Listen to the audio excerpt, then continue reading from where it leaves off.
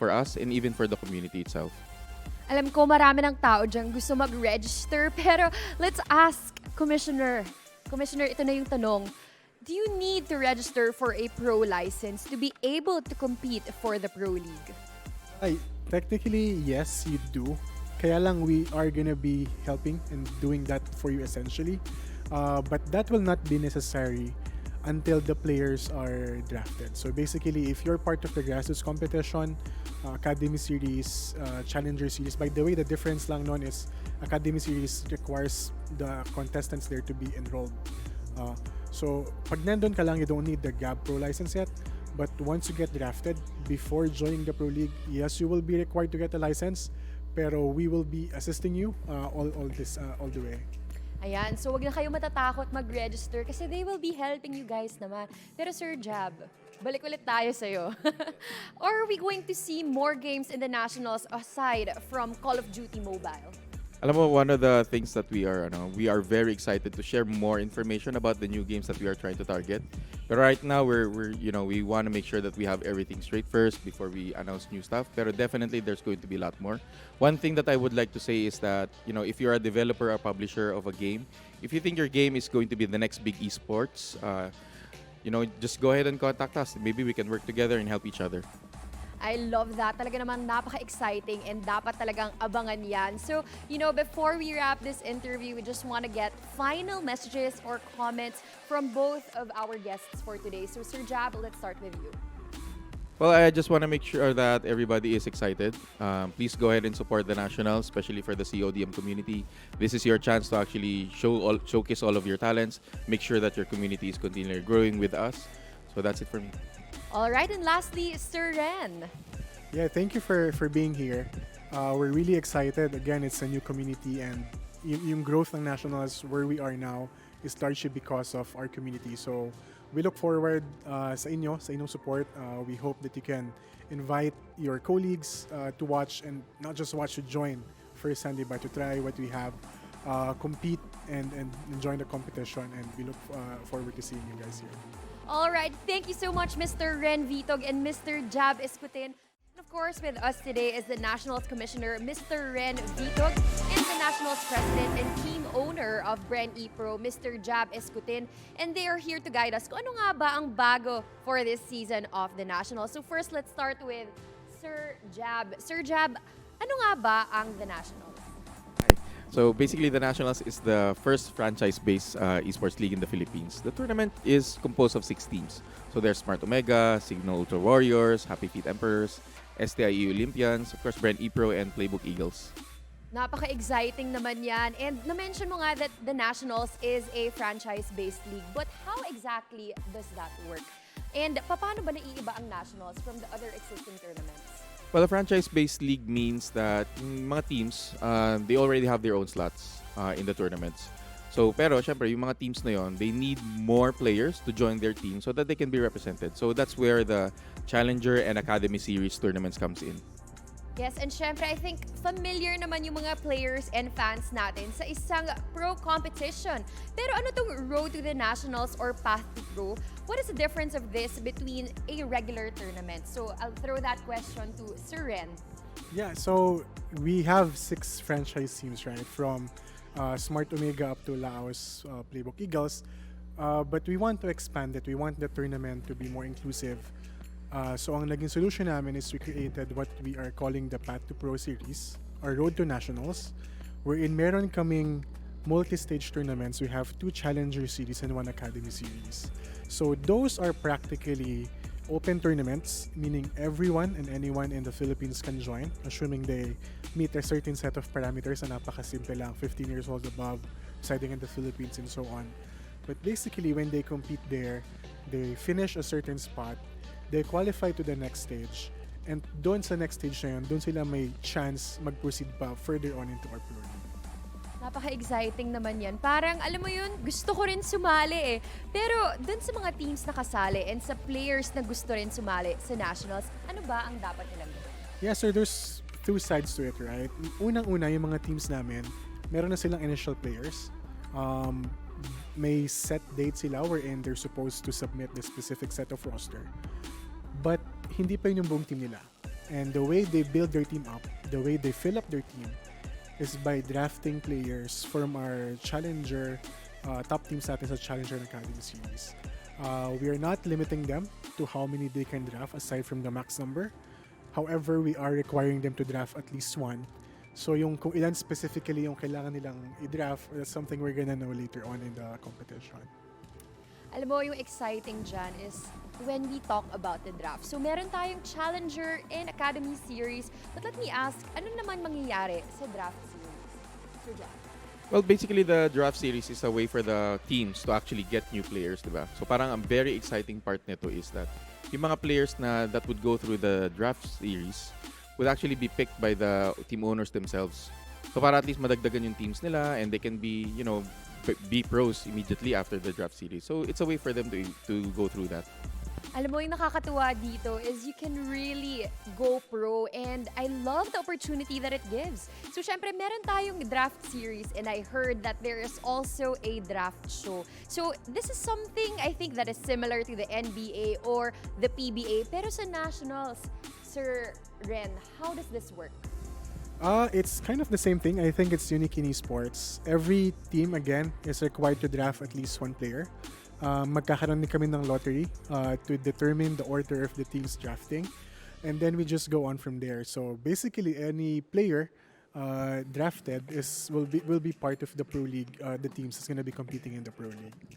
I love it. There's so much things to look forward to. Pero syempre, ang gusto kong itanong talaga dito is after ma-draft, will the players become pro players? So, Well, of course, the moment that you actually get drafted, you are immediately a pro.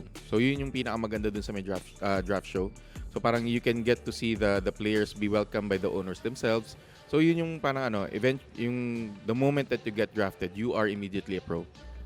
oh, di ba? Kahit sino talaga pwede maging pro player dito sa The Nationals. So if you're a gamer that wants to start their career in esports, be sure to check out our announcements kung paano ka magiging pro. And I'm still joined by the Nationals President, Mr. Jab Escutin, and the League Commissioner, Mr. Ren Vitog. At syempre, before the break, I promise you guys that you'll be able to ask them some questions. So syempre, ito na yung part na yun na babasahin na namin yun isa-isa, and they will solely be answering your questions. So syempre, start muna tayo, Sir Jab.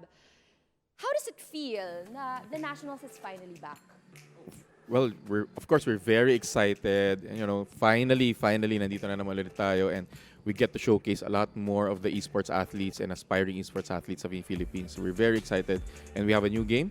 So talagang this is a new thing for us. And we're all excited to hit the ground running. So hopefully the community is ready to showcase their talents also. I love it. Nagbabalik and there's still something new for us to look forward to. Pero syempre, punta naman tayo kay Sir Ren. Sir Ren, what can we expect from this year's Nationals? New game for us technically, but we're bringing the same amount of attention, of production, of care sa competition na to. So really looking forward into, bringing the Nationals touch to the competitions.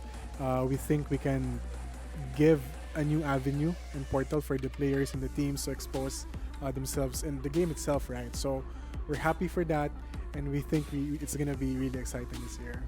I really love what the Nationals stand for kasi syempre, the opportunity doesn't come very often. So, alam niyo na, grab that opportunity and this is your opportunity talaga to be a part of something bigger and your journey to become a pro player. Pero syempre, Sir Jab, matanong ko lang ulit, is there something new for this year that you can share? Syempre, since pre-season show to, everyone wants to know, ano ba ang difference ito from its previous installments? I think because we're starting anew, basically everything is kind of new to us aside from the game itself. So the really good advantage of having a new game is this is a new community that we are actually engaging in. So basically, para sa kanila, lahat to bago. So syempre may draft series, may academy series. There's a lot of ways for them to actually join. So yun yung pinakabago, at least for not only for us and even for the community itself. Alam ko marami ng tao dyan gusto mag-register, pero let's ask Commissioner, ito na yung tanong. Do you need to register for a pro license to be able to compete for the Pro League? Technically, yes, you do. Kaya lang we are gonna be helping and doing that for you essentially. But that will not be necessary until the players are drafted. So basically, if you're part of the grassroots competition, Academy Series, Challenger Series, by the way, the difference lang nun is Academy Series requires the contestants there to be enrolled. So pag nandun ka lang, you don't need the GAB Pro license yet. But once you get drafted, before joining the Pro League, yes, you will be required to get a license.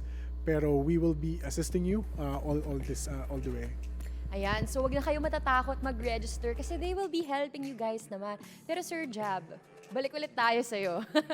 Or are we going to see more games in the Nationals aside from Call of Duty Mobile? Alam mo, one of the things that we are very excited to share more information about the new games that we are trying to target. But right now, we want to make sure that we have everything straight first before we announce new stuff. Pero definitely, there's going to be a lot more. One thing that I would like to say is that, if you're a developer or publisher of a game, if you think your game is going to be the next big esports, just go ahead and contact us. Maybe we can work together and help each other. I love that. Talaga naman napaka-exciting and dapat talagang abangan yan. So, before we wrap this interview, we just want to get final messages or comments from both of our guests for today. So, Sir Jab, let's start with you. Well, I just want to make sure that everybody is excited. Please go ahead and support the Nationals, especially for the CODM community. This is your chance to actually showcase all of your talents. Make sure that your community is continually growing with us. So that's it for me.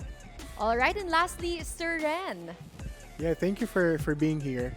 We're really excited. Again, it's a new community and yung growth ng Nationals where we are now is largely because of our community. So we look forward sa inyong support. We hope that you can invite your colleagues to watch and not just watch, to join first Sunday, but to try what we have, compete and join the competition. And we look forward to seeing you guys here. All right, thank you so much, Mr. Ren Vitog and Mr. Jab Escutin. And of course, with us today is the Nationals Commissioner, Mr. Ren Vitog, and the Nationals President and team owner of Bren ePro, Mr. Jab Escutin. And they are here to guide us kung ano nga ba ang bago for this season of the Nationals. So first, let's start with Sir Jab. Sir Jab, ano nga ba ang the Nationals? So basically, the Nationals is the first franchise-based esports league in the Philippines. The tournament is composed of 6 teams. So there's Smart Omega, Signal Ultra Warriors, Happy Feet Emperors, STIE Olympians, of course, Bren ePro, and Playbook Eagles. Napaka-exciting naman yan. And na-mention mo nga that the Nationals is a franchise-based league. But how exactly does that work? And paano ba naiiba ang Nationals from the other existing tournaments? Well, a franchise-based league means that mga teams, they already have their own slots in the tournaments. So, pero syempre, yung mga teams na yon, they need more players to join their team so that they can be represented. So that's where the Challenger and Academy Series tournaments comes in. Yes, and syempre, I think familiar naman yung mga players and fans natin sa isang pro competition. Pero ano tong Road to the Nationals or Path to Pro? What is the difference of this between a regular tournament? So I'll throw that question to Sir Ren. Yeah, so we have 6 franchise teams, right? From Smart Omega up to Laos Playbook Eagles. But we want to expand it. We want the tournament to be more inclusive.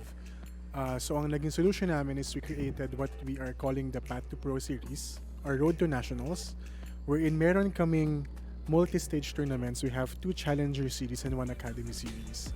So those are practically open tournaments, meaning everyone and anyone in the Philippines can join, assuming they meet a certain set of parameters na napakasimple lang, 15 years old above, residing in the Philippines and so on. But basically, when they compete there, they finish a certain spot, they qualify to the next stage, and doon sa next stage na yun, doon sila may chance mag-proceed pa further on into our pro league. Napaka-exciting naman yan. Parang, alam mo yun, gusto ko rin sumali eh. Pero dun sa mga teams na kasali and sa players na gusto rin sumali sa Nationals, ano ba ang dapat nilang gawin? Yeah, so there's 2 sides to it, right? Unang-una, yung mga teams namin, meron na silang initial players. May set date sila wherein they're supposed to submit the specific set of roster. But hindi pa yun yung buong team nila. And the way they build their team up, the way they fill up their team, is by drafting players from our Challenger, top teams natin sa Challenger and Academy Series. We are not limiting them to how many they can draft aside from the max number. However, we are requiring them to draft at least 1. So yung kung ilan specifically yung kailangan nilang i-draft, that's something we're gonna know later on in the competition. Alam mo, yung exciting dyan is when we talk about the draft. So, meron tayong Challenger and Academy series. But let me ask, ano naman mangyayari sa draft series? So, Jab. Well, basically, the draft series is a way for the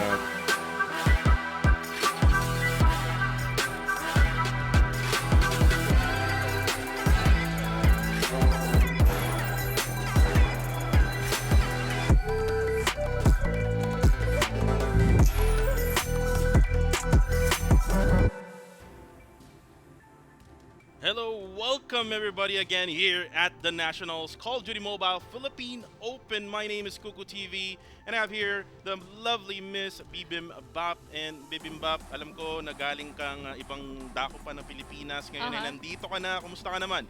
Siyempre, really looking forward lalo pat unang araw to ng pahinga supposedly. Pero siyempre, hindi lang naman tayo yung mag-grind dahil ngayon, Kuko, napakaraming matches na kinakailangan ng antabayanan at unang araw din ngayon ng Academy Series. Totoo yan. We're gonna have the Challenger Series number 2. Tapos na tayo sa Challenger Series number 1 nung Sunday and last week, Saturday and Sunday. And then this weekend naman, we're gonna have Challenger Series number 2 and Academy Series. We're gonna have 2 matches of Academy Series and 2 matches of Challenger Series number 2. And we're gonna have the teams like C8 Esports versus Tyrant 1 of 1. That's for the Challenger Series. And then, hindi pa natin alam kung sino ba yung maglalaban sa susunod na Challenger Series. But for the Academy Series, the first team na meron tayo is yung AXG Ivor and LG Altair.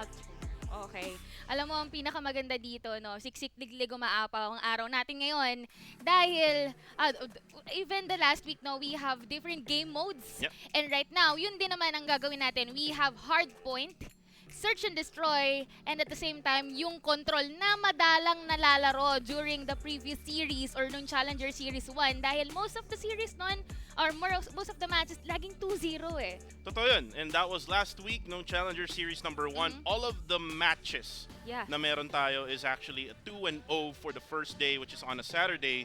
And again, nung second day naman, which is on a Sunday, puro ano tayo, 3-1. So nakita natin yung control game mode, which is mamaya i-explain natin yan. Pero just a quick recap here, Bibimbap, yung mga nanalo from Challenger Series number 1, we have Powerpuff Boys for the first match versus ICP Varsity. And then we have secondly yung West Point Mamba Low Kings. WPM. Ito nga yung yung merong na-disconnect. And then nakabalik pa. Alam mo yung puso na pre-capit lang kasi babalik pa ako. And time, sila pa yung nanalo doon sa match game na nila yon. And another, we also have Sector 0. Ito yung mga teams na pasok na for our draft series. Totoo yan. At meron pa isa, yung Tyrant N6, which we actually almost forgot. But they are already in the draft series at inaantay na lang natin yung mga 4 na susunod na mga teams na mag-go through sa lahat ng mga matches or game modes na meron tayo for today and tomorrow. Again, sabi nga natin, we're gonna have 3 game modes and yun nga, yung control for today is a game mode na kung saan baka hindi natin makita or baka makita natin if and only if mag 1-1 yung score ng bawat koponan. Kung magkakaroon ng dikdikan, pushing into that game number 3, no? Pero going back, first 2 games, we have hardpoint. And another thing is yung search and destroy. Na sinasabi nga nating El Clasico kapag search and destroy, wherein you have to get the objective and then kinakailangan i-plant mo yon, be it site A or site B. But, alam mo, Kuku, last week, it was not really a search and destroy eh. Ang ginagawa nila parang team deathmatch, nagpapatayan sila, wala nang tanim-tanim. That is correct because nung last week, nung Saturday, Bibimbap, nung mga best of 3 series natin, for all of the teams na sumali, they basically went for the kill. They didn't really even go for the objective. We're in for search and destroy.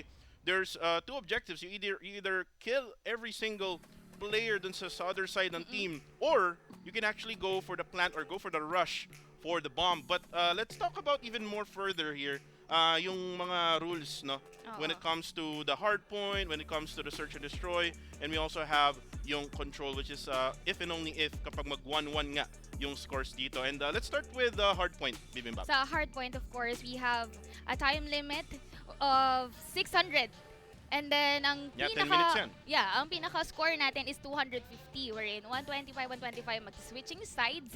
So pwedeng magkaagawan ng momentum, pero kasi minsan kapag round 2, doon nila bigla nilalabas yung mga operator skills. Nakita natin paulit-ulit ang Fury Fryer na pinangpapaso. Time again, bago ka, let's say, bago ka umalis dito sa point na to, nakahanda na yung Purifier para patayin ka agad. And yun yung tinatawag natin na sanggipsal barbecue gameplay, mga kaibigan, for the Purifier operator skills. And nakita nga naman natin, Bibimbap, na whenever they actually use the operator skills, talagang right on time whenever they're trying to actually go back, if ever man na nasa likod ka nung scores, if ever man na gusto mong humabol, they're actually saving it until they are able to actually get like every single point in that certain hard point. Then again, meron pa tayong ibang rules na walang spectators ang allowed dito. Opo. And also at the same time, pwede naman yung mag-invite ka ng mga ka-teammates mo inside the room. But now, let's switch over to Search and Destroy. At nakita natin to nung last week, Sunday, we're in West Point Mambalo Kings versus C8 Legacy. That was the best match na meron tayo nung Sunday, best of 5 series. And nakita natin doon, it went all the way to round maybe 18 or 19 if I'm not mistaken, na kung saan na comeback ng C8 Legacy yung 6-1 lead na ginawa ng West Point Mambalo Kings. But then again, yung basic rule natin for Search and Destroy, we have to have at least 7 points for either of the squads na kasali dito. And again, round time limit, again, 120 seconds lang. So that's only 2 minutes, right? And then we also have overtime. Yun nga, nagkaroon ng overtime. But meron tayong limit actually for the overtime. Only 20 points. So kung sino yung una maka-20.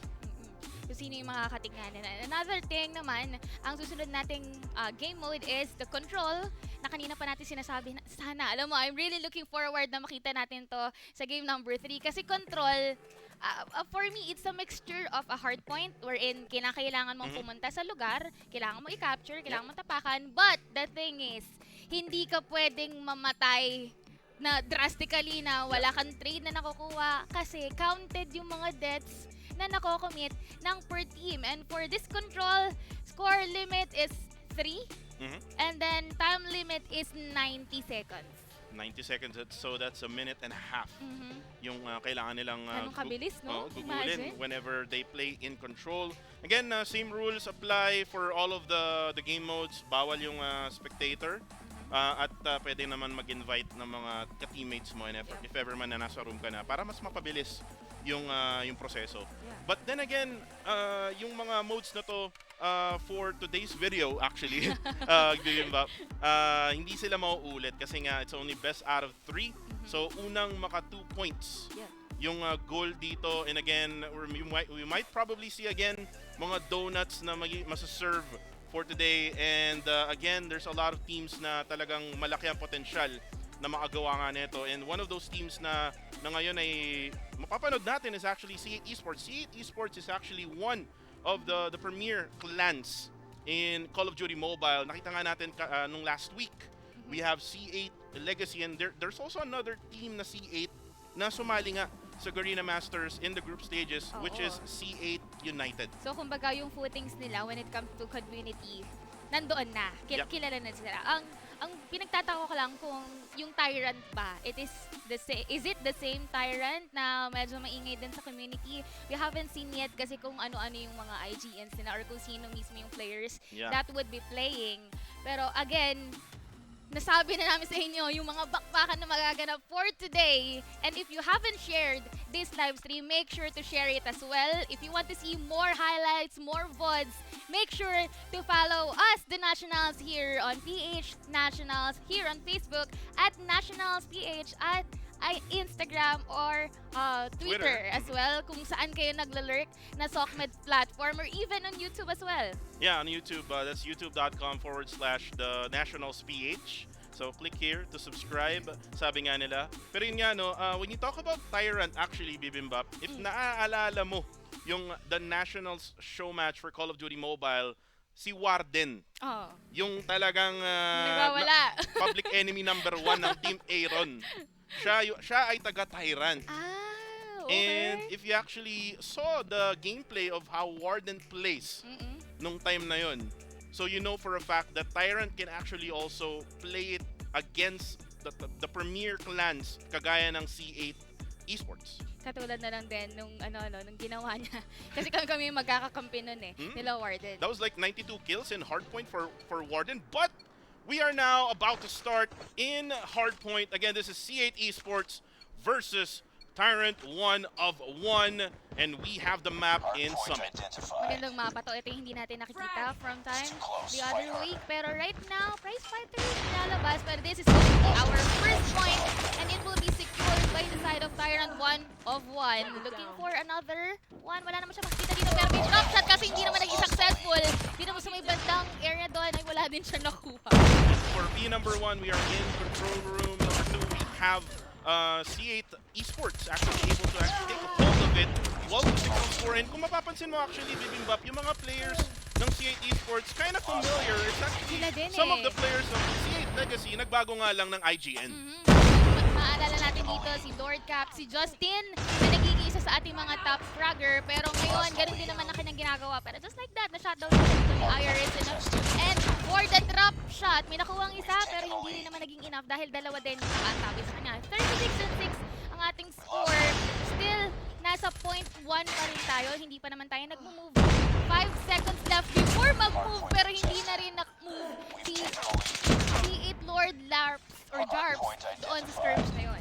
And nakita-kita naman natin na yung TG Tyrant 1 of 1 trying to actually make their way through P number 2 as it now gets activated. Kaso nga lang nandito na sila captain. Kaso nga lang hindi siya makakapatay doon. And again, the movement from point 1 to point 2, napakalapit ng neto Bibimbap. So again, a little bit of adjustment coming from C8 Legacy, C8 Esports rather. But Tyrant 1 of 1 is able to actually control in the first few seconds of this hardpoint. Pero ngayon ang nangyayari kasi sa Esports, ang maganda dito kasi yung chain of command na ginagawa nila, para sila nagtitrend-trendan, and right after that, go, pang after pang, and looking through their guns, madami sa kanila naka-peacekeeper, may nakita lang akong isang naka-switchblade. Switchblade actually, talking about the new guns na pwede nang gamitin, Switchblade X9, now available to be used. Also yung operator skill na claw, pwede na rin natin gamitin. However, right now, I think for me, Switchblade X9, it's not a good weapon for hardpoint. Para sa akin in my opinion, it's actually a much better gun when you use it for certain destroy. Kasi nga naman yung bullet niya, kapag walang attachments, 25 lang. So imagine, you have to spend all of those bullets para sa isang tao and then mag-re-reload ka na agad. So hindi siya masyado friendly. Unless of course maglaland, katulad na nangyari, hindi nagland. Kasi nag-dash pa nga doon pa ilalim. Hindi niya tinamaan. And here, you're currently looking. Meron siyang gravity, pero may natamaan ba siya? Parang isa lang yata yung tinamaan niya. Parang isang alang yung tinamaan niya. Gravity Vortex gun, one of the operator skills na pwedeng gamitin dito. And right now, the scores is 99 100 na. 18 lamang na ang C8 Esports. And karamihan actually ang gumagamit ng Blade X9 is actually from the side of C8 Esports. So talagang yung attachment nila is actually good for objective modes or catch or games.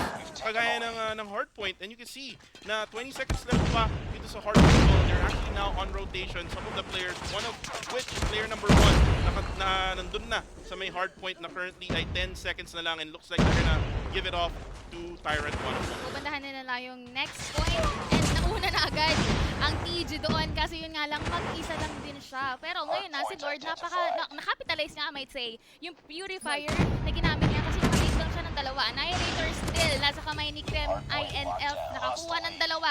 May susunod pa ba? Mukhang meron pa nga with a triple kill. Nakakuha na dito another one, pang-apat na nga. May susunod pa ba? Hindi na nga tatama. Prize fighter na lang ang nilabas. Tinatry niya suntukin sa huli pero right now hindi makakatama yun. And right now the Switchblade X9 is being used by C8 Esports at mukhang effective siya. Kaso nga lang nilabas na ang barbecue gameplay with that purifier. And this will actually give some firepower for the side of Tyrant 1 of 1. Kaso nga lang still, C8 Esports is really too powerful and dominating here in this match. Hindi nga talaga agad-agad sila nasa-shutdown. And look at the kill or point difference. 146 to 32. And they are everywhere. C8 Esports, makikita mo, hindi sila nagiging stagnant lang sa isang placement. Wherein, Tyrant 1 of 1 or tong TG, ang ginagawa nila, they are after the corners. Pero kasi, nag-check din ng corners ang C8. Totoo yan. Kita-kita natin dito with C8 Lord Captain using that Switchblade X9. Ito yung sinasabi ko sa'yo kanina, Bibimbap, yung Switchblade X9 not really effective on long range, pero pagka close range na yan, talagang nakakatakot yung baril na yan. As you can see there, able to actually defeat 2 players na lumapit sa kanya. And now, the hardpoint has switched one more time at babalik tayo sa control room number 2. At una pa ang nakapwesto dito, ang side ng Tyrant 1 we're currently watching, nandito yung TG na naman for that second floor kasi yun nga lang, mapapatumba rin siya. Pero yeah, ang maganda kasi dito, kapag naka-switch lane ka, mabilis din kasi ang movement speed mo, that's around 150 for the boost of movement speed, no, on par with the other enemies. Pero kailangan tumatama lang ng tumatama, which is yun yung pinapakita sa atin ni Jello, ni Captain with that Annihilator for the second time around, pero hindi siya makakapag-rampage this time. And still the meta here is still Peacekeeper MK2, ginagamit pa rin ng bawat kunan at kita-kita naman natin na gamit for Tyrant 1 but then again, the domination of C8 Esports is actually being shown right now as they're almost now at 200 to 32. And again, sobrang layo talaga ng scores and we might see another one like nung nangyari nung last week. Meron nga bang magiging donut ulit? Or magkakaroon na nga ba tayo dito ngayon ng round number 3? Again, magkaiba naman to ng game modes. Trophy system din ito, pero wala din naman siyang tinamaan doon. Pero good point din, malalaman niya kung meron nga bang tao. Ngayon, may trap shot, may pag-skirmish, and there you go. That is TG Krem, nakakuha ng pagkapatay. And ang nangyari kasi, laging may makakuha isa, ang matitrade naman sa kanila, dalawa. Totoo yan, at kita-kita naman natin doon. Maganda yung entry na ginawa ng C8 Esports. Able to actually get this hardpoint now. Kaso nga lang yung spawns na nangyayari sa Tyrant 1, isa-isa lang silang pumapasok dun sa hardpoint, actually making it hard for them to be able to capture this hardpoint and actually get those points. As you can see right now, 219 to 50 na ang score. Onti na lang, nilabas na ni Jarbs, mga kaibigan. Purifier, gutom na ang C8 Esports. Gusto na nilang masarado ang laro na ito, pero hindi pa rin naman magpapaawat dahil alam ng Tyrant 1 na hindi kami pwedeng lumapit, hindi pa namin pwedeng i-capitalize yung range na sabi ni Buko kanina when it comes to using Switchblade, pero buhay pa rin yung Purifier ni Lord at nakakuha na nga ng dalawa. May susunod pa ba? May napumulahan siya, pero doon sa likod niya meron din palang tumitira. Here goes the frag, pero wala namang mapapatay, samantalang si Lord napatumba na. Si Lord napatumba na, mahirap yun, Bibimbap, pero right now minus points sa langit yun. 249 at mukhang sila na nga ang mananalo para sa unang laro, unang game, 250-51. Now gonna be scored now onto the side of C8 Esports. So ano na sila, match point na sila. Isa na lang at mag-go on na sila onto the next rounds of the Challenger Series number 2. And kita-kita naman natin, Bibimbap, yung level of gameplay ng C8 Esports. Again, very, very top tier yung laro nila. And comparing it to Tyrant 1, you see the big difference out there. Pagkukuha pa lang sila ng hardpoint, pa isa-isa lang. Oo. At saka alam mo, makikita rin natin yung mga kaindig-dik na bakbakan as we head on through our highlights of the game. Well, considering the guns, meron kasing conditions din eh. For that Switchblade to work, nakita mo naman, nakakapatay naman ng Tyrant 1. But they have to meet the certain range para pasok. Kapag nandun sila sa loob ng control room, nakikita natin sa kill feed na it's all about Tyrant 1. Pero kasi, ang nangyari kapag paspawn naman sila, nandun yung C8 Esports with a Peacekeeper. Yep. Biglang agad nakaantabay agad dun sa second floor, doon pa lang sa ibaba, nakatutok na agad sa kanila. Totoo yan, and nakita natin dito yung ginawa ni Krem from Tyrant 1 4K. But unfortunately, taking out the prize fighters, hindi niya matatamaan up close and personal yung kalaban niya. And ito yung Switchblade X9. Really, really effective when it comes to close encounter battle. Kapag ka nandun na nga tayo dun sa part na malayuan na barilan, again, the Switchblade X9 is not really gonna be effective. And look at how Sharps used his Purifier right in the start of the hard point dito sa side na to. And they were able to actually dominate the whole match or dominate the whole game. And maybe they can actually dominate the whole matchup here with Tyrant 1. Pero we are going to see you once again as we head on later for our second match or second game rather, which is nabanggit na nga natin kanina, Search and Destroy. We already said ano nga ba yung differences ng mga modes na to? Well, dahil different yung mode, most likely different tactics din. Nabanggit mo kanina, Coco, na ang Switchblade X9 ay maganda for S&D. Yep. So I am really looking forward kung, alam mo, nandun yung tutok eh. Andun yung tutok ng Tyrant 1 of 1 kung magme-make wonders nga ba sila kapag dinala mo yung Switchblade sa S&D. Totoo yan. And we might probably still see yung mga usual meta like KSP 45 or yung Peacekeeper na ginagamit nga nila kanina. Pero bago tayo mag-actually mag-move on dun sa next game, invite muna natin yung mga viewers natin na make sure to actually follow us on our social media pages if you like yung mga highlights na yun. If you want to see VODs, replays, and highlights, go to our social media page. Right now on Facebook, we are live on facebook.com/PH Nationals, on Twitter and Instagram at PH Nationals. At sa YouTube, we have youtube.com/The Nationals PH. Yeah. So, syempre, wag kayong aalis. Babalik kami right after this.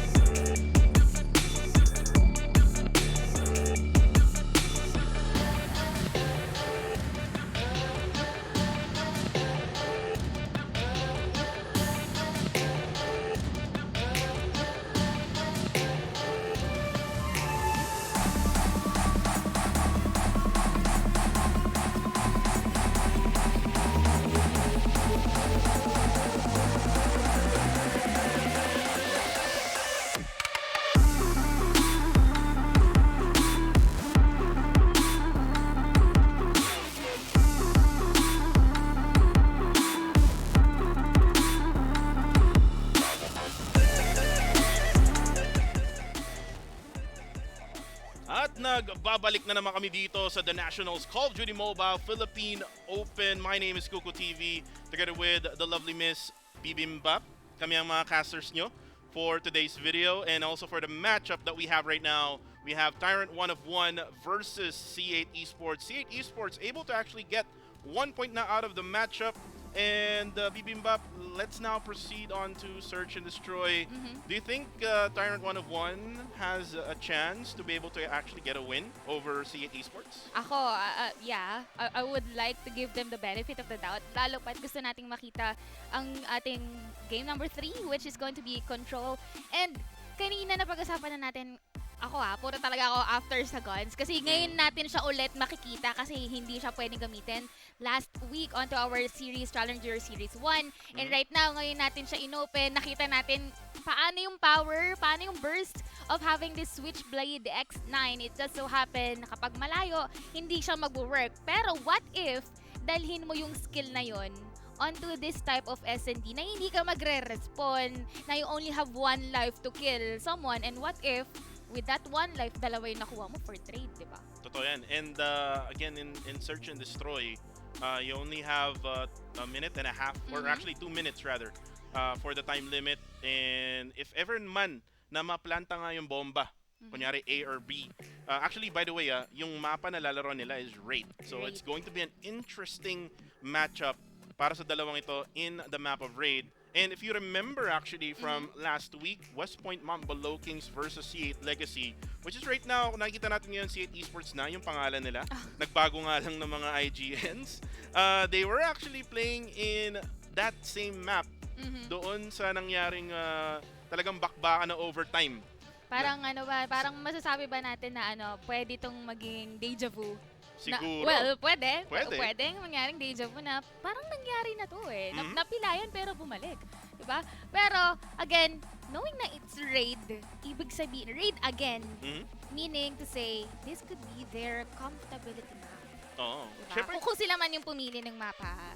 Siyempre, pag nasa comfort zone ka, talagang doon ka na lang. Oh, diba? Huwag ka nang lumabas pa sa kahit ano pang zone. At baka mamaya ma-scene zone ka pa or Ayun na nga. kung ano-ano pang zone. Pero right now, we are about to start Search and Destroy for C8 Esports versus Tyrant 1 of 1. Let's take it away, Bibimbap.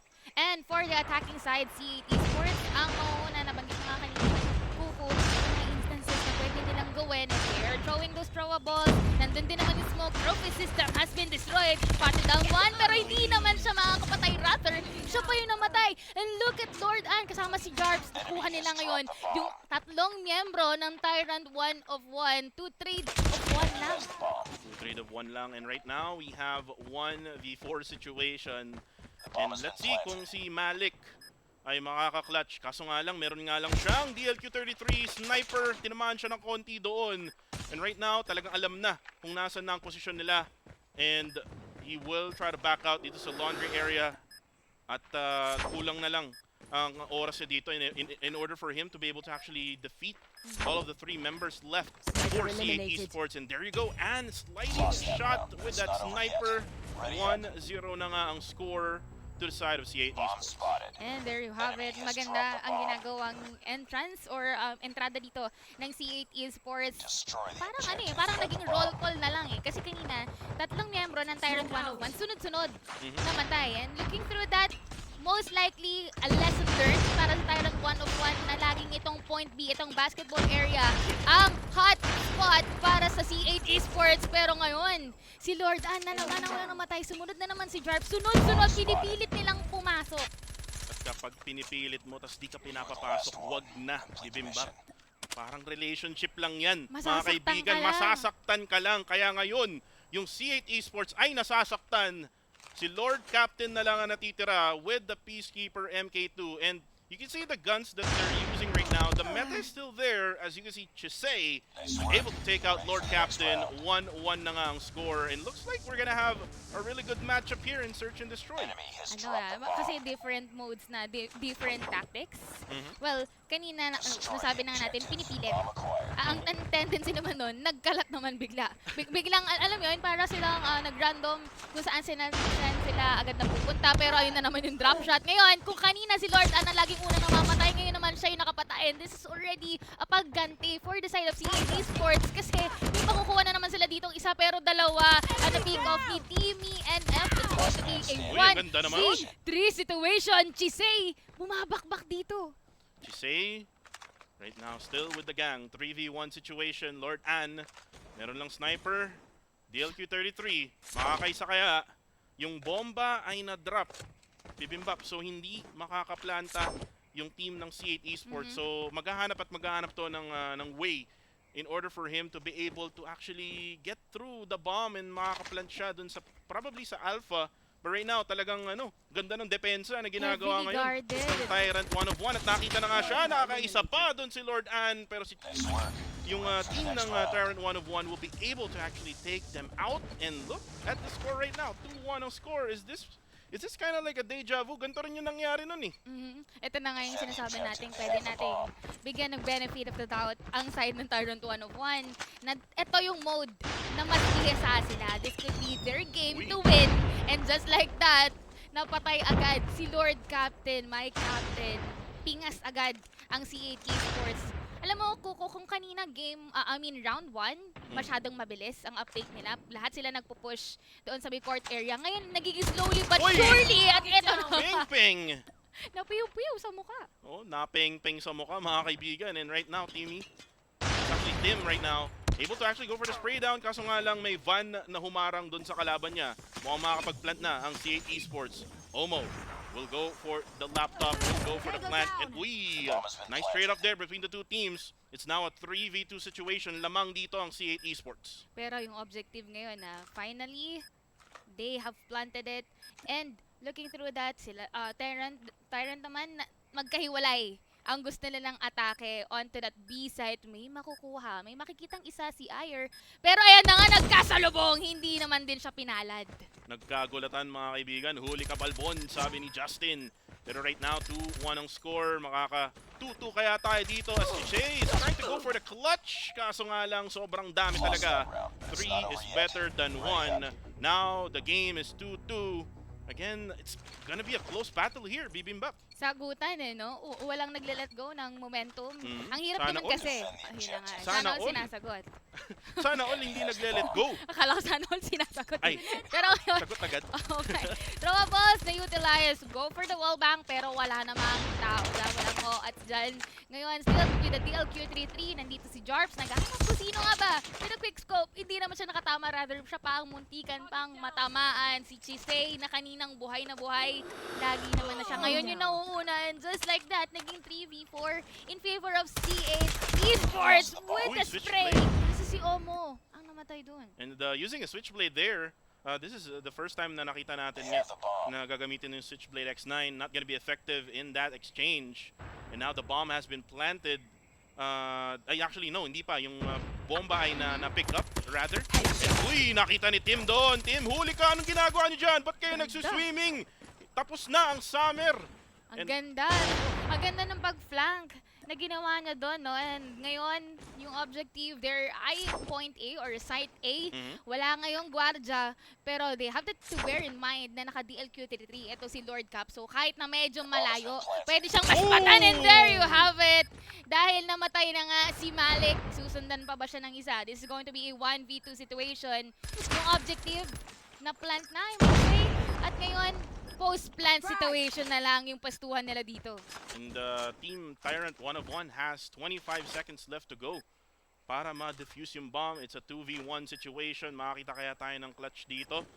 Tim has the Peacekeeper MK2. Really, really good for this type of situation. Naku po, dumaan na lang siya doon. In-slidean niya si Jarps and he doesn't know na meron tao sa likod niya. And there you go! Talagang pinituran mga kaibigan. Smile! At sabi niya, headshot sa ulo para sa'yo. Mumuntikan na! Konting kembot na lang kaso na-attract agad siya i-defuse yung laptop na nakita niya. I was about to say na mumuntikan na sila magkatagpo kanina doon sa may kanto, papunta doon sa court. Sana all, no? Talagang napararami yung hugot natin ngayong araw na ito. Maulan din kasi ngayon Sana all, nagkakatagpo sa kanto. Pero right now, let's see kung magkakatagpo nga ba sa Alpha site itong mga players na to. You can see right now, Alpha site right now is being defended by player number 2. This is Chisei who will actually take out. Ito naman si Ann. And mukhang mawawala yung depensa nila. And this will actually give them the chance to go for the plant for Alpha. Ang nangyayari kasi, no, ang plan all out dito sa Alpha din ang kinocommit nila. Alam mo, mahirap kasi doon sa may dito sa Vortex area. Kasi ang daming windows. So ang daming mo kinakailangang bantayan. Pero just like that, seems like they are already down to a 2v2 situation. The objective has been planted as well. 20 seconds left. Throwables will be utilized pero wala namang tao dyan. Nandun sa may bintana. So lugi rin siya when it comes to the range. And even yung high platform advantage. Ngayon, 1v2 situation. Over the quick scope, nakaabot kasi yung likuran niya rin. Na-sandwich siya ng ano. Saktong-sakto, no? The right timing of C8 Esports there in that round for game mode of Search and Destroy. Now a 4-2 lead for C8 Esports. It's not gonna be a deja vu anymore. Na ano na sila. Nakuha na rin nila yung learning experience nila doon sa laban nila with West Point Mamba Low Kings. And right now, looks like they're gonna go for another win. As you can see, Jarps. Talagang ang ganda ng depensa dito sa gallery area. Nag-switch na yung sides, by the way. Attacking side na yung Tyrant 1 of 1. Ang call dito ng C8 Esports, no, hindi sila nagpapakampante. Kung titingnan mo, lahat ng corners lang, yun yung shot call nila eh. Para silang mga guard, nakasecure lang sila sa mga pwedeng entrances. Gusto ko rin yung word na yan. Nakasecure lang sila dun sa mga entrances na pwedeng pasukan. Unlike sa nangyari kanina, pag may sumilip, isprayan mo agad even with the wall bang. And there you go, dahil si Lord Cap, or sunod-sunod na nga, isa na lang ang natitira. Their locations has been revealed as well. And just like that, isa lang ang casualties sa C8. 4 to none and 5-2 na ang score. C8 Esports just showing us why they deserve a spot here in the draft series in the Nationals Call of Duty Mobile Philippine Open. And now, dalawa na lang at game point na sila mga kaibigan. And actually, isa na lang rather, and game point na lang sila.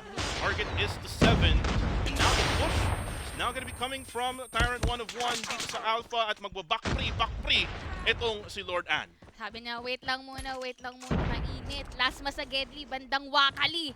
So, ano nangyari? Tyrant 1 of 1 lang naman ang sinalam, ang minalas doon. Sa skirmish, kasi sila lang yung napilayan. Ngayon, Omo, nakakuha na naman ng isa, being dalawa sunod-sunod. They're eyeing this side A. At ngayon, lahat sila nagkukulan na dyan. Nakakapatay dito ng isa. Nag-go for another one and Cap with a double kill. Ngayon, made-defuse pa nila ang objective. And Jarps going for that defusal, and again the score will be 6-2. Now is a game point for the side of C8 Esports. I think the problem here for Tyrant 1 of 1 is that kapag up close and personal battle na with C8 Esports, talagang na-outduel ng C8 Esports yung Tyrant 1 of 1, and that's basically the big problem right now of Tyrant 1 of 1. Yeah, I do agree with you on that. And especially, I'm more of, kumbaga, players-wise, Tyrant 1 of 1, they have it. Kumbaga, team communication, yung medyo nagre-relap.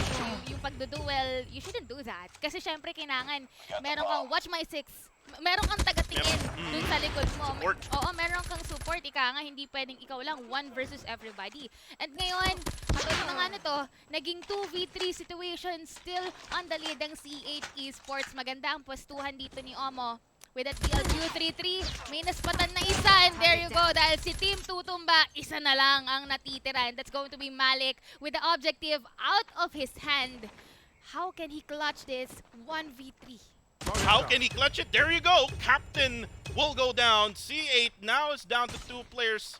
Kaso nga lang, mahirap to, no? Bibimbap, he only has a DLQ-33 weapon na kung saan kailangan niyang gamitin to with that long range of a gun. 50 seconds left on the clock, by the way. Meron pa siyang oras dito para makuha yung bomba. But then again, look at the map right now. Nag-focus bigla yung C8 Esports sa Bravo, where in fact, si Malik pumunta na sa A kung nasan yung bomba, and he can actually go for the plant right now and actually go for the defensive mode para madepensahan niya yung bomba na yan. Well, magandang shot call yun Kumbaga naging decoy lang kaso nga lang, nasa likod na. Yung ginagawa niya kanina. Pero ngayon, slowly but surely with that prize fighter, hinahabol siya dito ni Justin. Ngayon, magkakabitagan na lang sila. And maganda dito, yung C8 Esports, naghiwalay sila You go for the front, I'll go for the backlines. And here we go. Si Malik, andyan na naghanap. Pero nahanap din na nga dito yung isang miyembro. Na nga siya. And Lord Momo able to take out, knockout punch. Si Malik, huli ka balbon, sabi ng team ng C8 Esports. And that is it.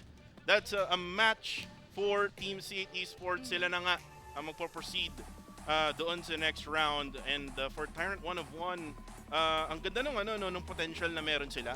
Unfortunately, talagang iba yung level ng team ng C8 Esports when it comes to yung utak ba sa pag-rush ng A, pag-rush ng B, and then yung adjustments nila within the game. Yung mga shot call, at saka yung mga decision making, I might say. Kasi kung makikita mo, kung may mapipingas man na isa sa C8, hindi lang doon agad nawawala yan. And we can see more of that as we head on through our highlights of the game. At makikita natin dito yung ginawa ng C8 Esports. The pressure is real talaga. Yung ginawa nila when they were on the attacker side, na ginawa nilang unang attack is for Alpha, but then they switch it up on the next few rounds. They went on to B and then A, pabago-bago sila, pero na-feel din siguro nila, Bibimbap, na yung nangyaring engagements nila up close and personal with Tyrant 1 of 1, they knew na talagang sobrang nasa kanila, pabor sa kanila yung laban. And they're able to actually eliminate one player, even though na nag-trade off ng Tyrant 1 of 1 yung mga players din ng C8 Esports. Talagang nandun yung support system ng C8 Esports in this search and destroy matchup. Well, kasi ang search and destroy, kinakailangan din talagang matagal mo nang nakasama, I might say, yung team. Kasi yung communication nyo doon, mas masasolidify. Unlike kung parang madalang kayo mag-SND and you are more of a hard point, wherein pwede kayong mag-go after from one place to another lang, o pwede kayong isa-isa pumasok. Pero that has been our highlights para dito sa ating match number 2, and game number 2, and it is C8 Esports bagging that 2-0 donut na kanina pa gustong kainin ni Kuku. Wow. Gusto ko yung Al Capone. Yung gusto ko ayun, diba? Diba? Baka Bekenemen, diba? Bekenemen. Pero, sugar sweets. ano lang, pampabuhay, no? Sa mga buhay nating malulungkot, no? Pero, malulumbay. Pero yun nga, Bibimbap, if nagustuhan yung mga highlights na yun, I would love to invite everyone na nanonood ng live stream ngayon to check out all of our social media pages. Again, for Facebook, that we are live right now, go to facebook.com/PHNationals. For Twitter and Instagram, pwedeng magbardagulan doon, men, at PH Nationals. At para sa YouTube naman, youtube.com/TheNationalsPH. And that's where you can find us. And, of course, we'll be having more of these matches as we head on this quick short break. Again, this is The Nationals Call of Duty Mobile Open. See you right after this.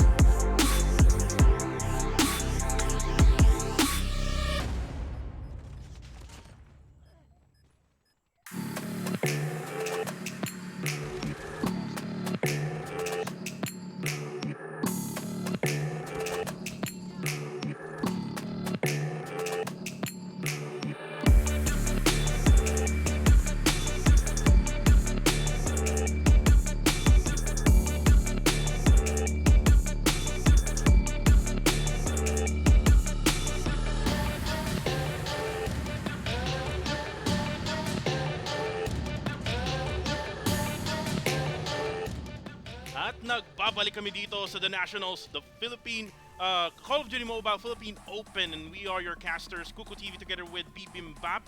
And now we're done with match number 1. Again, we have C8 Esports moving on closer to the draft series, and now we're gonna have 2 new teams. And by the way, we're gonna only have yung Challenger Series 2. So yung Academy Series na sinabi namin kanina, hindi na muna namin ipapakita sa inyo. So it's gonna be 4 matches, 4 beautiful matches for the Challenger Series number 2. Pero yun nga, move on muna tayo dito sa NRX Zechariah 10-12 versus Prexy Esports. Yes.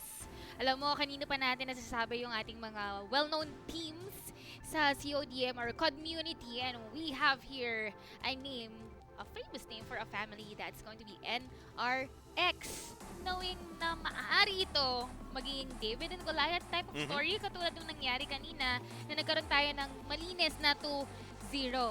Hindi na naman natin nakita yung controlled na match mode, na game mode kanina. Pero ngayon, Kuku, maaari tayo makakita noon dahil 3 modes pa rin naman ang meron tayo. We have Hardpoint, we have Search and Destroy for our number 2 game, and then number 3, if ever, we're going to have a 1-1 point pang break even ang ating controlled. Totoo yun. And we're gonna, again, read to you everything kung ano nga ba yung mga dapat tandaan ng mga players na kasali dito ngayon sa The Nationals Call of Duty Mobile Philippine Open. Again, for Hardpoint, again, the target is 250. Yeah. Kapag ka naka 250 ka, ikaw ang mananalo sa larong yun. Again, you have around 10 minutes to be able to actually do that kasi yung time limit natin is 600 seconds. So that's 2 minutes, or 10 minutes rather, when you convert it to minutes. Again, for all game modes, bawal ang spectator at ang pwede naman nilang gawin is yung i-invite yung mga ka-teammates nila in the game. But now, if ever man manalo na nga yung isang kuponan. Sa Hardpoint, they're gonna move on to Search and Destroy. Nakita nga natin yun between the first 2 teams. We have team of C8 Esports and Tyrant 1 of 1. Na nakita nga natin na naka 7 points na yung C8 Esports, kaya sila ang nanalo. Again, the target is to 7, and if ever man na mangyari uli yung overtime na nangyari noong laban ng C8 Legacy and West Point Mambalo Kings, the cap would be 20 points. So unang maka 20 points if it goes to overtime, and then if makakuha nga tayo ng 1-1 na score between the 2 teams, pupunta tayo doon sa mapa ng control na kung saan may round score limit na 3. And then time limit per round is 90 seconds, so that's 1 minute and a half. And then again, same rules as applied to those 2 other game modes na meron tayo.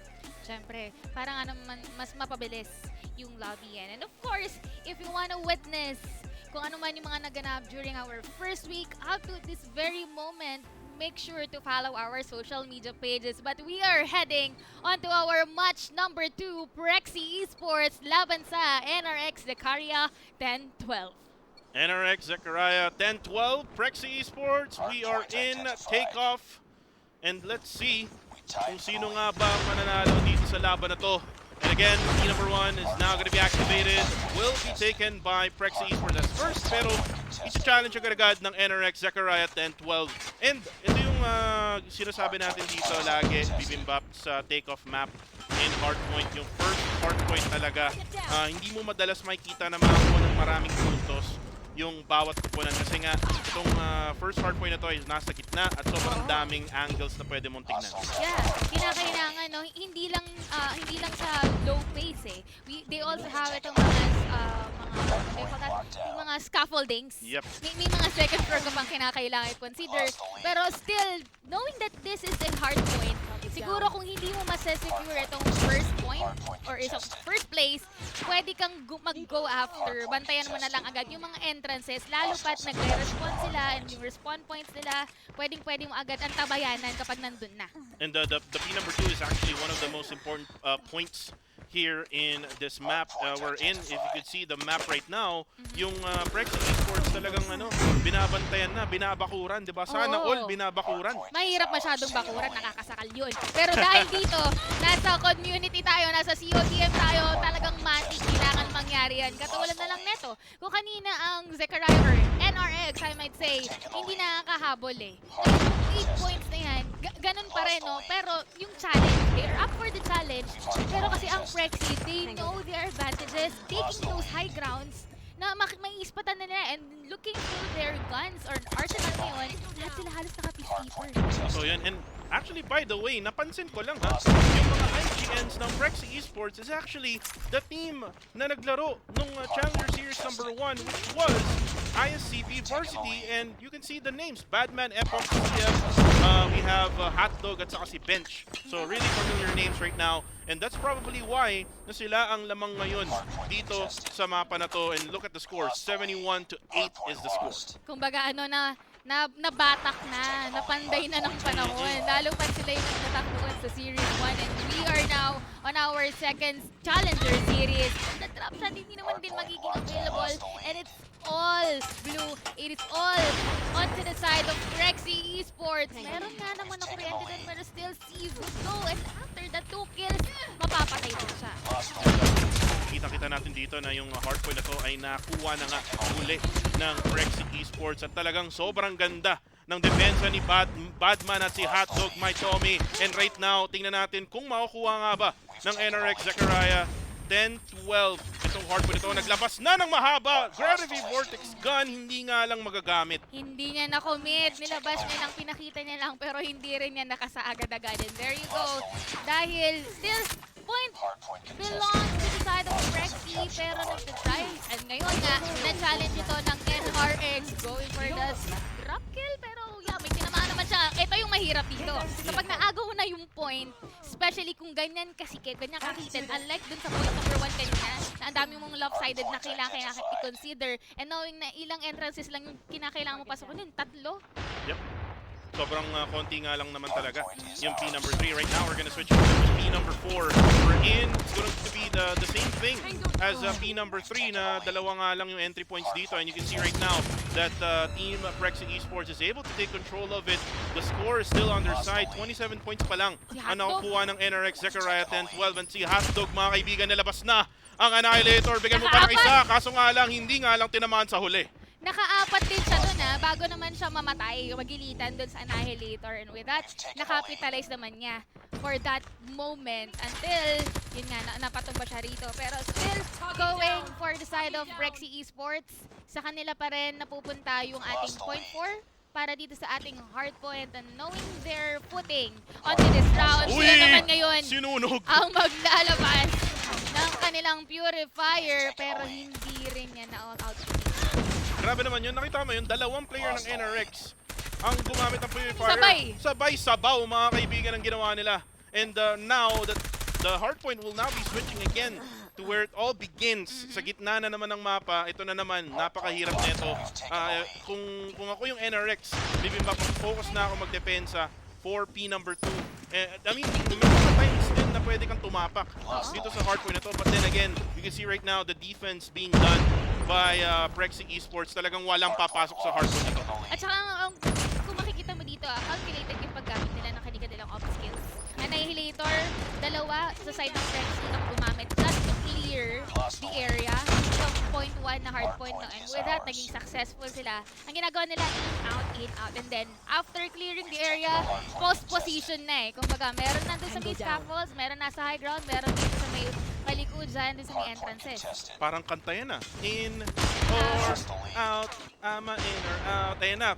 Hotdog, Bench at Epoch, mga kaibigan, inuubos na lahat ng mga NRX. And 42 points na ang score nila. Medyo nakakuha sila ng kaunting puntos dun sa hardpoint na yun. But then again, one of the, most important hardpoints here in this map is right here, right now, na ngayon ay pinoprotektahan, binabakuran na naman ng Prexy Esports. Hindi pwedeng ko. Hindi ko kayo tatandaan. Ang ginagawa dito ng Prexy, just like that, 172-42, nandyan na naman yung purifier coming from the Badman. Pero meron ba siyang maiispatan dyan? Most likely nagiging defensive lang. si Badman dito. Pero nilapitan din siya ni Coffee. At ngayon si Coffee patuloy ang natusta. Si Coffee ang natusta kanina. Niyaya mo umagpunta. Sabi ko, hindi ako nagkakape, Bibimbap. Pero right now, yung Coffee na to ng NRX, mukhang hindi siya pinapapasok kasi walang quarantine pass, mga kaibigan. Lockdown ang ginagawa ngayon ng Prexy Esports. This is P number 2. But right now, mukhang nakapasok na nga sila dito. But the reason why is kasi nakafocus na sila for P number 3. Kumbaga, ang nangyayari dito, NRX na lang ang nagsisimot dun sa mga tira-tirang minuto na naiwanan ng Prexy Esports. No sugarcoating, pero ganun yung nangyayari. Ang shot call doon, 10 seconds before mag-spawn or before mag-move into one point to another, pupwestuhan na natin agad. At dun medyo napag-iiwanan ng NRX dahil papunta pa lang sila, nakaantabay na agad yung Prexy. No, papunta pa lang sa exciting part pero hindi ma-excite ang NRX. Grabe ang depensa na ginagawa ngayon ng Prexy Esports at nilabas na naman ang mga Annihilator. Bench and Hackdog right now able to actually take 2 down. At mukhang sila na atang mananalo dito with 212 to 58 score. Again, still marami pang oras dito. But then again, yung gap ng scores nila between the team of Prexy Esports sobrang laki.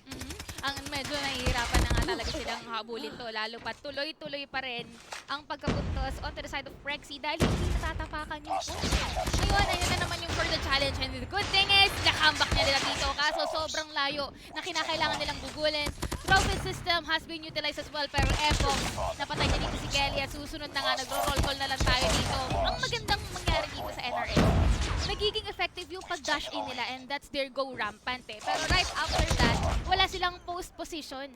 Totoo yan, yung pagka nakuha na nila yung hard point, hindi sila agad nakakapwesto kasi meron agad-agad na pupwestong player from Team Prexy Esports na kung saan pwede nilang ma-trade off agad-agad. And right now, for the go and for the person na nga yung team ng Prexy Esports, nasa hard point na nga sila uli. At mukhang gusto nilang tapusin tong laban na to. 243 na ang score to 69. At unti-unti na nga rin na secure ngayon. And seems like this is going to be a Prexy Esports game, backing that score of 250 on 269. Wow, what a score. Bibimbap. And again, for Prexy Esports, they will now have 1 point over the team of NRX, Zechariah 10-12. So isa na lang. Kumbaga ano na sila, match point na sila. Yeah. Dito sa match na to or sa matchup na to between the two of the teams that we have right now. But if you could see the difference Bibimbap between the two teams, yung Prexy Esports talagang alam nila yung game plan nila. Yeah. Coming in from P number 1 to P2 hanggang P number 4.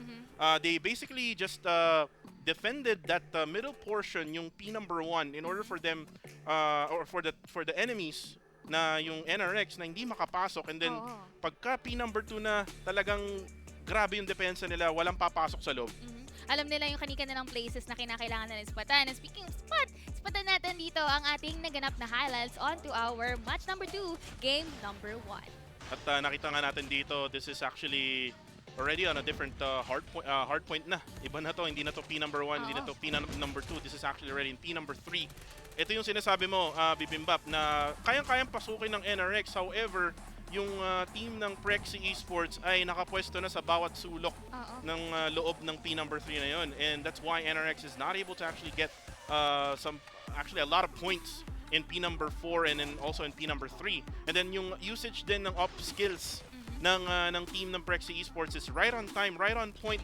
We're in na kailangan na talaga nila na napapasok na sila ng NRX, and that's why NRX still not able to get those points na kailangan nila para habulin tong 197 score ng Prexy Esports. At saka kung maalala mo, no, yung Annihilator, they are not using it for just to counter-engage.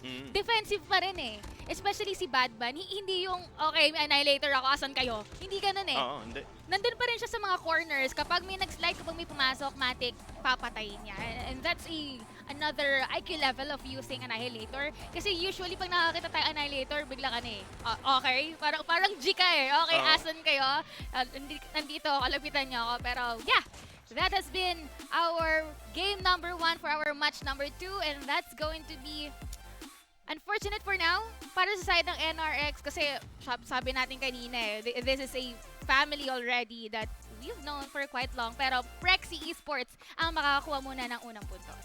Pero yun nga, we have and the next game, which is Search and Destroy. And bago Yeah. tayo pumunta dun sa next game na yun, again, to the viewers out there, let's invite you first to all of our social media pages. Make sure to check us out on Facebook, facebook.com/PHNationals.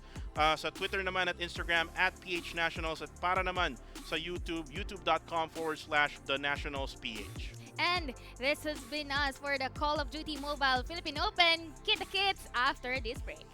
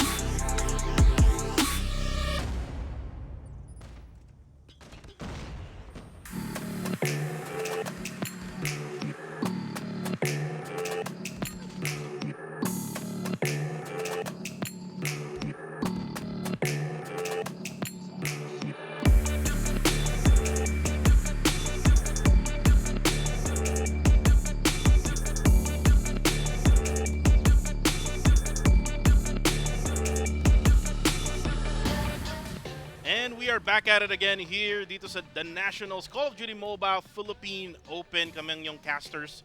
My name is Kuku TV together with the lovely Miss Bibim Bap. And Bibim Bap, we have game number 1 done in Hardpoint at nakuha na nga ng Prexy Esports ang panalo na yon. And now they only need 1 para maka-go through sa next stage. And right now, we have Search and Destroy. And again, going back to what happened in the previous matchup na meron tayo, we have yung dalawang teams na yon that they had to go through actually 7-2 ata yun if I'm not mistaken, between C8 Esports at saka Tyrant 1 of 1. Yep, and nakita naman natin doon Bibimbap na yung level of gameplay ng C8 Esports ay sobrang taas na kung saan talagang sa bandang huli ay sinuntok na lang nila yung kalaban nila. Si Omo. Makakakita kaya tayo ng ganun dito sa laban na to? Yun na nga, ang kinakailangan nating antabayanan dahil Search and Destroy, nabanggit na natin kanina, different mode, different mental fortitude. Kasi you have to reset every round, knowing na hanggang 7 to, no? The first one to reach that 7 points onto this mode wins the game. Pero yun nga, every round, mag-respond ka only once, and of course, you have to freshen up. You have to reset Kung yung post-plant nyo, hindi nyo nagawa doon sa round 1, of course, gawin natin sa round 2. Right after that, kung kayo naman yung magde-defend, ano nga ba yung magiging shot call? Ano nga ba yung magiging techniques nyo? Yeah, and the thing is, yung mapa na lalaroan nila in Search and Destroy is on the OG map, which is firing range. Oh. So talagang alam na nito ng mga bawat kupunan kung paano nga ba yung rotation or paano nga ba yung adjustments in-game when it comes to this type of map. The thing is, sino nga ba ang mas mananaig? Will it be Prexy Esports or will it be NRX Zechariah 10-12? Kung sa ano naman yung basehan ba, yung close encounter battle na nakita natin sa hardpoint, pwede nating sabihin na mas lamang talaga yung Prexy Esports versus Team NRX. Pero again, nakita na natin kanina na nakapuntos nga yung Tyrant 1 of 1 over C8 Esports na ngayon ay titignan natin kung ganun nga ba yung mangyayari uli. As you can see right now, NRX Zechariah 10-12 versus Prexy Esports in firing range here in Search and Destroy. On to the attacker side, NRX ang mangunguna dito. Prize fighter na kanina nakita natin pang secure. No. Ang cute ng kulay game. But there you have it. Dahil ang unang tutumba ay nasa side ng NRX and just like that, nagiging 4v2 agad-agad. Ito yung sinasabi natin. No? This is a search and destroy, but it seems like they are after a team deathmatch wherein they just have to kill. Wala na akong pakialam kung meron mang bomba na kailangan itanim. At si Bench nilabas ang RPD, mga kaibigan. Light machine gun weapon, mga kaibigan, ang gusto. 1-0 na ang score. And yun nga, sabi nga natin, the difference between these two teams when it comes to up-close battle, talagang lamang na lamang yung Prexy Esports. So, for NRX Zechariah 10-12, they better be more passive. For me, mas maganda na mas antayin nila siguro yung team ng Prexy Esports. Yeah, kinakailangan na lang huwag ka mismo mag-all out commit. Kasi ngayon, yung momentum carrying from that previous game, dala-dala pa rin ngayon ng Prexy So slowly but surely, yung kinakailangan nila dito. So, nice. Na nga. Magandang drop at ginawa doon. Dahil sipang nakuha. Pero ngayon din, nakuha na rin siya. And that's really quick uptake for the side of Prexy. So quick, so good, mga kaibigan, ang gusto ng Prexy Esports. And kung mapapansin mo na nasa defender side ang Prexy Esports, but they're the ones actually attacking the attacker. Actually, yung attacker, yung NRX So, parang gusto ata maging attacker agad-agad ng Prexy Esports. Meron nga lang hindi gumagalaw kanina, pero right now, mukhang napatay na nga siya. And Celine will go down, Badman will take the kill. And now, the situation is a 4v4. Lumalaban pa rin yung NRX Zechariah 10-12 kahit na alam nila na talagang llamado yung team nila. And right now, nililikuran na ni Steve, mga kaibigan, with the DLP-33. Kaso nga lang si Kelly with that Switchblade X9 able to drop it down. Yun ang sinasabi natin. Kinakailangan lang ng mental fortitude. Patatagan lang. Hindi pwedeng susuko ka agad. Kasi nga naman, every round counts. Every round, kinakailangan mo mag-reset. And just like that, this is the closer round among all of the others na nakakuha ng 3 miyembro dito ang NRX. And with that, 2 na lang. Nakikita ko niya dito. Pero from the backlines, nandun si Badman. Naninimot na nga siya dito with the drop shot. And 2 nga ang kanya makukuha. 1v2 situation. Pero si Bad, really, talagang pinapangatawanan niya yung pangalan niya. Totoo yan. And Badman right now, very, very bad, mga kaibigan. Inuubos ang lahat ng players ng NRX Zechariah 10-12. Bomb has been planted on Bravo. Badman, akala niya sa Alpha sila magpupush. Kaso nga lang, nag-rush sila sa B. And right now, Peacekeeper MK2 ang hawak niya. Kaya pa ba today, Badman? Ayan na. Slowly but surely. Ito na nga po. Pero magpaparamdam ako. May smoke akong bibitawan ko. Pero that's just the people. Antayin ko makonsume yung smoke only to flank them from behind. Pero yun na nga. Nakakuha siya ng isa and that's going to be Coffee. Mapupunta. Andito na nga siya sa likuran pa ng isa. Pero that is going to be Kelly taking down Batman. And just like that, nakasagot na ngayon ang NRX. NRX Zechariah 10-12. Kelly able to actually get that clutch. 2-1 ang score. And again, still the same story ang nakikita natin dito. Defender for the side of Prexy Esports, attacker side for NRX Zechariah 10-12. And again, yung nangyari na round na yun, it actually made the gameplay or strategy for Prexy Esports different. Kanina nung mga unang rounds, Bibimbap sila ang umatake. Ngayon sila na ay nagde-defend talaga sa Alpha at sa Bravo at mukhang nagra-rush din na ang NRX. Kumbaga nakakuha ng kumpiyansa ngayon ng NRX. And yun na nga, dahil tutumba si Bench, dalawa ngayon ang napunta dun sa bench. Ngayon sa side ng Prexy Esports, NRX, Zekalaya, buhay pa rin ang kanilang 5 miyembro for that quick shot. Pero wala naman tatamaan ngayon si Kelly. Tutumba, susunod na rin si Coffee and si Dos. Ngayon parang nang tayo nagre-recitation. 4 ngayon na miyembro ng NRX. Napatumba, pero tingnan mo naman. Si Zayan, nakakuha ng 2 pero still wasn't good enough. And Badman with that clutch kill at the end. 1v1 with a great one versus Miss Zayan. Kaso nga lang, madedefuse ng bomba. Mapapatay si Miss Zayan. 3-1 na ang score. Let's see kung kaya pa ba ng NRX, Zechariah 10-12. I think they have that potential, no? Kahit na alam natin na Prexy Esports has a high tier level of gameplay compared to NRX, but they can actually do it. Oo, kumbaga ano lang eh. Alam mo yung parang kotse na napapainit na muna ng makina. Tapos kapag uminit na, talagang raransyada na. Kaso yun nga lang, dahil si Epox, ito rin, hindi natin nararamdaman kanina si Epox. It is about Badman, it's about bench na nararamdaman natin. Pero ngayon, nag-init na yung karburador na makakapatay. Si Siv naman, ang tutumba. Let's go to be Dos, taking down him. Coffee, sumunod na nga. And 4v3 situation lamang ngayon. When it comes to numbers, ang Prexy Esports makakaspot ng isang miyembro doon sa loob ng may container, pero hindi rin naman niya mau-wallbang. And Badman right now will go for the push. Dalawang nag-push sa kanila, kaso nga lang maganda ang naging trade doon. Celine able to actually drop 3! Oh my G! Celine right now, still alive, kaso nga lang, biglang nahuli siya doon ni Bench. Now, Prexy Esports with the lead, 4-1 ang score. Again, tinatry talaga ng NRX Zechariah 10-12 ang lahat ng kaya nilang magawa dito sa laban na to. But then again, still, Prexy Esports have the advantage. And right now, round number 6. Slowly but surely, ang gagawin nila dito. Pero Badman got no chill. Kung kanina nakatatlo si Celine, ngayon siya yung unang magiging casualty. Well, good thing si Badman napatumba na. Kanina pa to nagre-wreak havoc. 4v3 situation with a quick uptick and Ziv would fall down. 3v3 na nga lang tayo dito. Zayan kuha doon. Pero Kelly, sunod na nga. Ito yung sinasabi natin, masyadong masakit sa ulong duo. And that's going to be bench. Taking down Kelly. 2v1. Pulado dito si Hotdog. At naiinit na nga yung Hotdog na prito. Miss Zayan laban kay bench. Magkakakitaan na nga sila. Magda-drop shot pa siya. Pero parang hindi niya naman muna. Aalis lang muna. Tatakbo lang. Yung objective wala sa kanya. So pwede na lang siya makapag 1v1 dito. Planting the bomb. Kaso nga lang narinig ni Bench, mga kaibigan. Pressure ni Bench with that Peacekeeper MK2. Natalo ang kilo na baril ni Miss Zayan. And now, NRX still doesn't have that score. 5-1 ang score. 2 na lang para sa side ng Prexy Esports. At ang mahirap dito, dahil defending side ngayon ang NRX, which is parang kanina, naging kampante na sila when it comes to planting. Kami na blitz plan, pero Badman ang unang tutumba, and that's going to be Kelly taking him down. Dos, susunod, napatay naman siya dito ni Hotdog. Pero ang hotspot as of now ay itong site A dahil 3 miyembro na ng Prexy ang nasa site.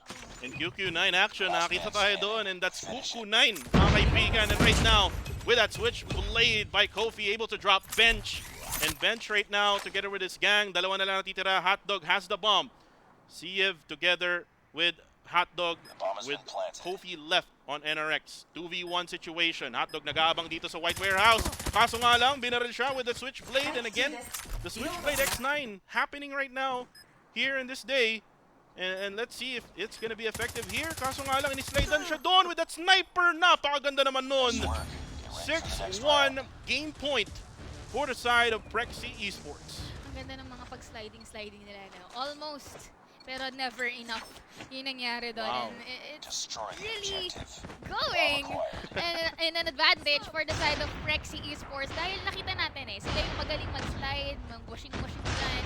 Kaso yun nga lang, no.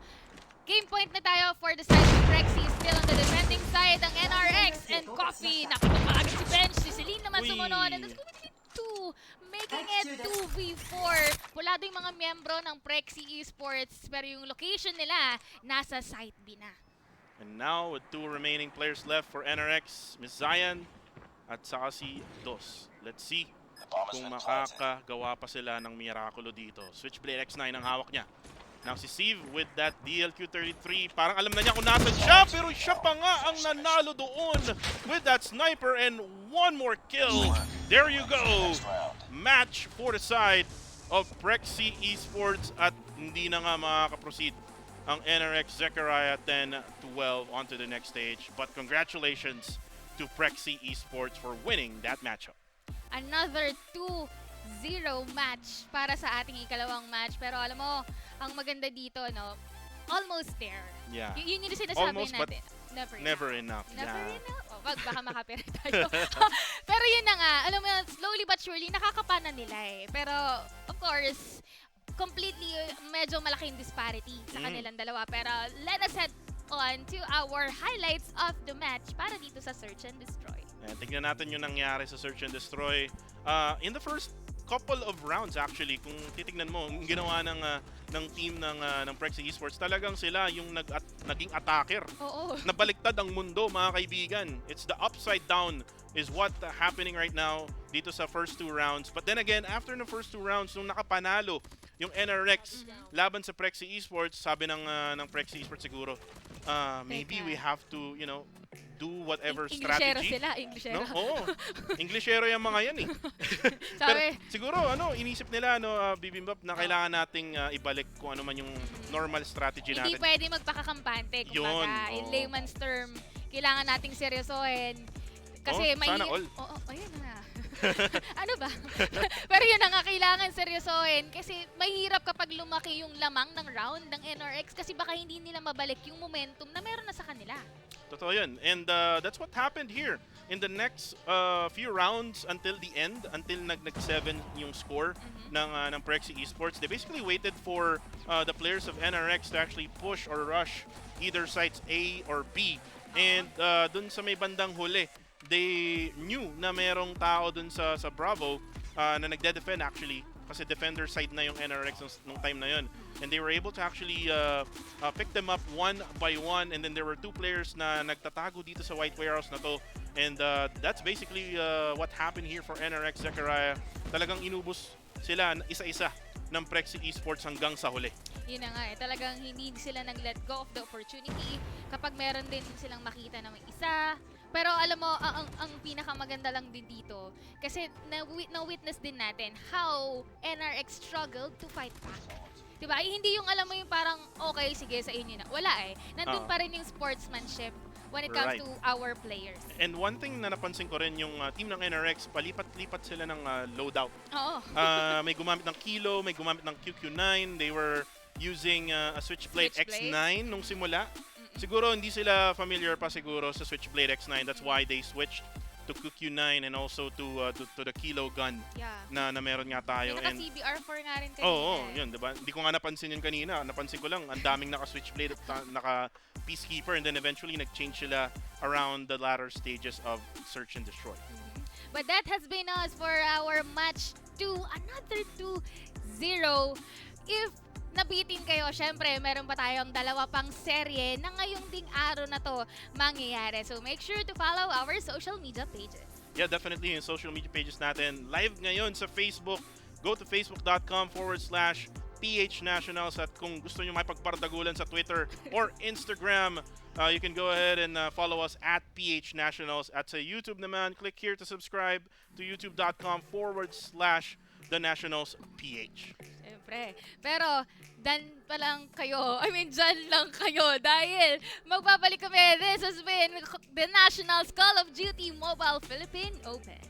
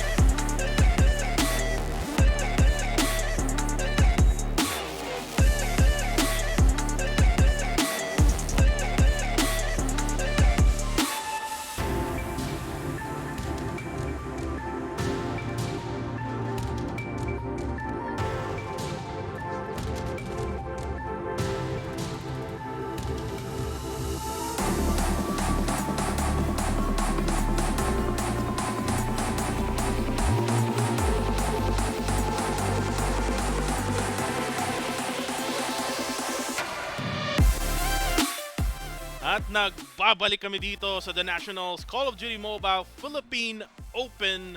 My name is Kuku TV together with our lovely caster Bibimbap. Kami ang taga-atid sa inyo ng nag-aksyong labanan dito sa Call of Duty Mobile dito sa The Nationals. Pero yun nga, Bibimbap, we're done with the 2 matchups that we have. And now we're moving on to the 3rd matchup for today. We're gonna have C8 Esports na nakita nating lumaban kanina with another team, and that was Tyrant 1 of 1. Now they're gonna move on to face another C8 team, which is C8MG. Ito napaka tricky kasi syempre parang ang gusto mo sana dun pa kayo sa dulo maghaharap nung kapwa mo ka-squad or ka-grupo mo. Pero ngayon, of course, this is the Nationals for you. Paigting na ng paigting ang bakbakan at ngayon nga naman, family. Diba?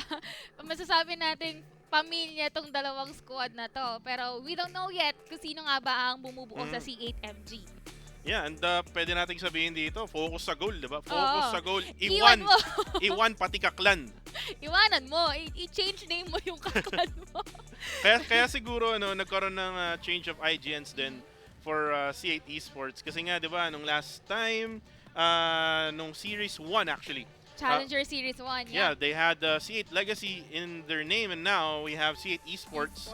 And nag-change din sila ng IGNs. Lord Captain, actually si Justin pa din. Yeah. Lord Jarps, di ba? Yung mga IGNs na yan. And that's why nag-change sila. Kasi nga, merong isa pang C8 na kasali dito.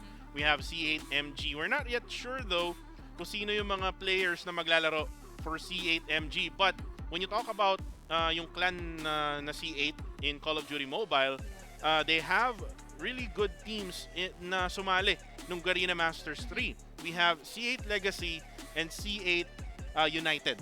Kumbaga parang yun nga kilala na yung teams. Meron na silang foundations na kinakailangan for you to become a professional player, I might say.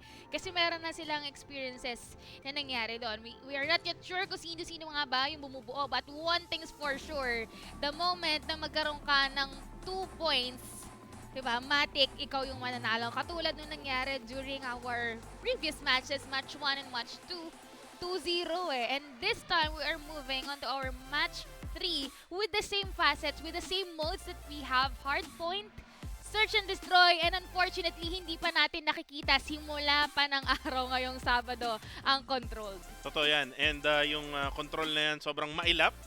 Especially kung talagang donut ang ibibigay sa atin ng bawat koponan na kasali dito ngayon sa Challenger Series number 2. Pero yun nga, let's again talk about yung mga game modes na meron tayo. Let's start off with hardpoint. Again, for hardpoint, ang score na kailangan nilang makuha dito, target to 250. Again, they have 10 minutes of time limit if ever man na talagang sobrang close ng laban. And madalang mangyari yun. Bibimbap. Kung sobrang grueling yung fight which is for the previous matches, especially yung kaninang match number 2 natin, NRX versus anong team ba to? Prexy Esports. Sobrang naging dominating yung laban nila onto our match 2 game number 1. Medyo hindi na nga nakabawi yung NRX with that kasi naging 250 to 69. Sobrang laki ng disparity.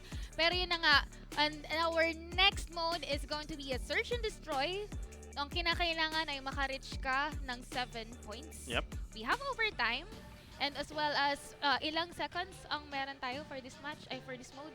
We have 2 minutes for them to be able to actually get the win or get the rush to A or B para maplanta yung bomba at para hindi ma-defuse ng kalaban nila or ng defender side. And if ever man, by the way, if ever man na ma-plant nila, ma-rush A or B nila yung attacker side, pagka na-plant yan, there's 40 seconds for the defender side to be able to defuse the bomb. And then if ever man, sabi mo nga, if ever man magkaroon ng overtime, like what happened nung naglaban yung West Point Mambalo Kings and C8 Legacy nung nakaraan, meron tayong point cap na limit. We have 20 points. So kung sino man makauna na makascore ng 20, sila ang mananalo for that search and destroy if ever man na umabot tayo dun sa dulo na yan. And then, we're gonna have, if ever man na mag 1-1 yung scoring nga for today, we have control na kung saan merong maximum point na kailangan na makuha na 3. And then, again, for the round time limit, It's going to be 90. 90 seconds or a minute and a half. And then, again, you always have to remember, pagka-control, it's either you capture Alpha or Bravo, Yep. or you finish the lives of the opposing team, which is you have 30 lives to spare.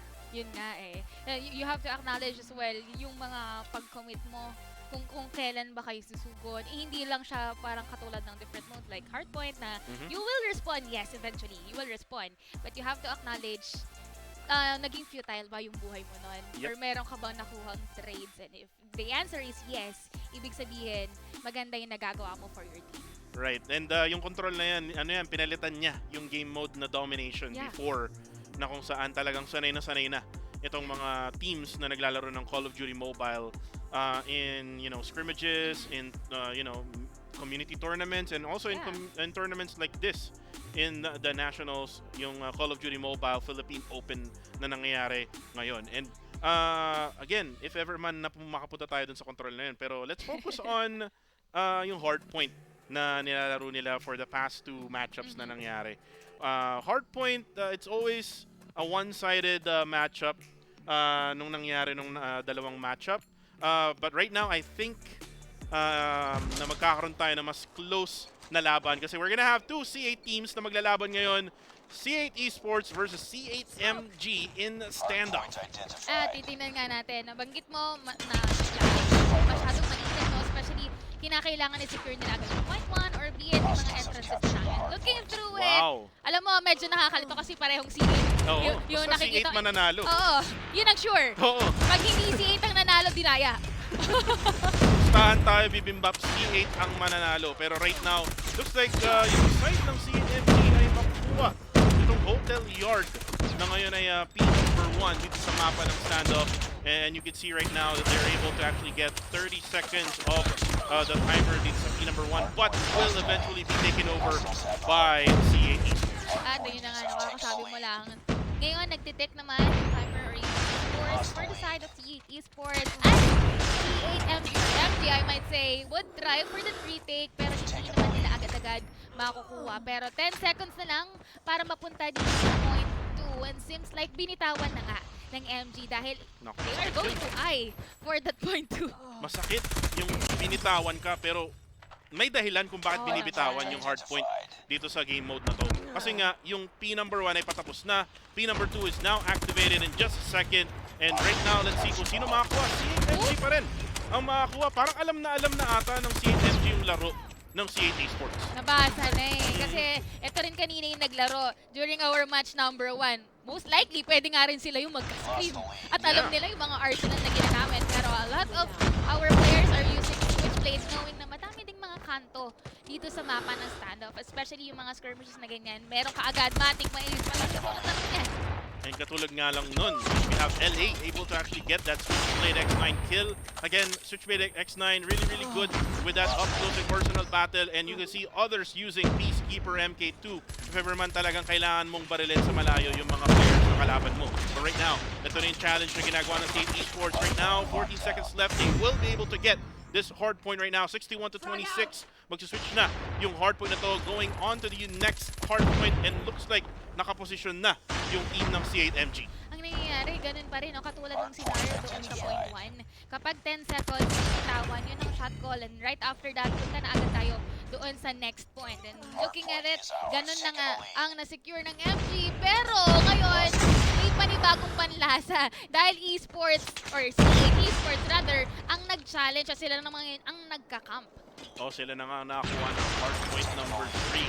And mukhang nilabas na mga kaibigan ng barbecue purifier mga kaibigan onto the side of Miyuki. At isama mo na rin si Assure ng C8MG. Ito na si Lord Jarps mga kaibigan. Nilabas na ang pangsangyupsal. Gutom na ang C8 Esports. Pero katulad din naman yun, hindi lang naman siya ang gutom na dahil si Omo nakakuha rin naman ng isa. Ito si Omo yung kaninang nanuntok eh. Ngayon galit na galit pero siya din yung nag-gravity vortex doon. Napatay siya. Switchblade X9 still, yun talaga ang kinakapitalize nila dito eh. Pero rightfully so, ngayon yung lead. Napunta sa C8 Sparrow. Esports. And Sparrow gameplay nakakuha doon ng dalawa. Ito si Justin bigyan mo pa ng isa, tatlo mga kaibigan ang nakuha doon ni Justin. And the timing of that operator skill being used by C8 Esports, sakto-sakto sa pagkuha ngayon ng third hard point, which is going to be the bakery area. Kaso nga lang, yung pagpasok naman bigla-bigla ng team ng C8 MG, sila na nga ang nakakuha. And tingnan mo, yung gravity vortex gun, walang makakapasok dito. Bawal pumasok, bawal lumabas. Diyan ka lang. Ang ganda nagiging call for the side of the Esports. Pero slowly but surely, kinakapagpit naman ng MG. Kill fit wise, napupunta to sa C8 Esports. Pero when it comes to taking down the hard point, yun ngayon yung naging shot call ng MG. Huwag yung pansinin yung mga tao dyan. The important thing is, kailangan natin tumapak.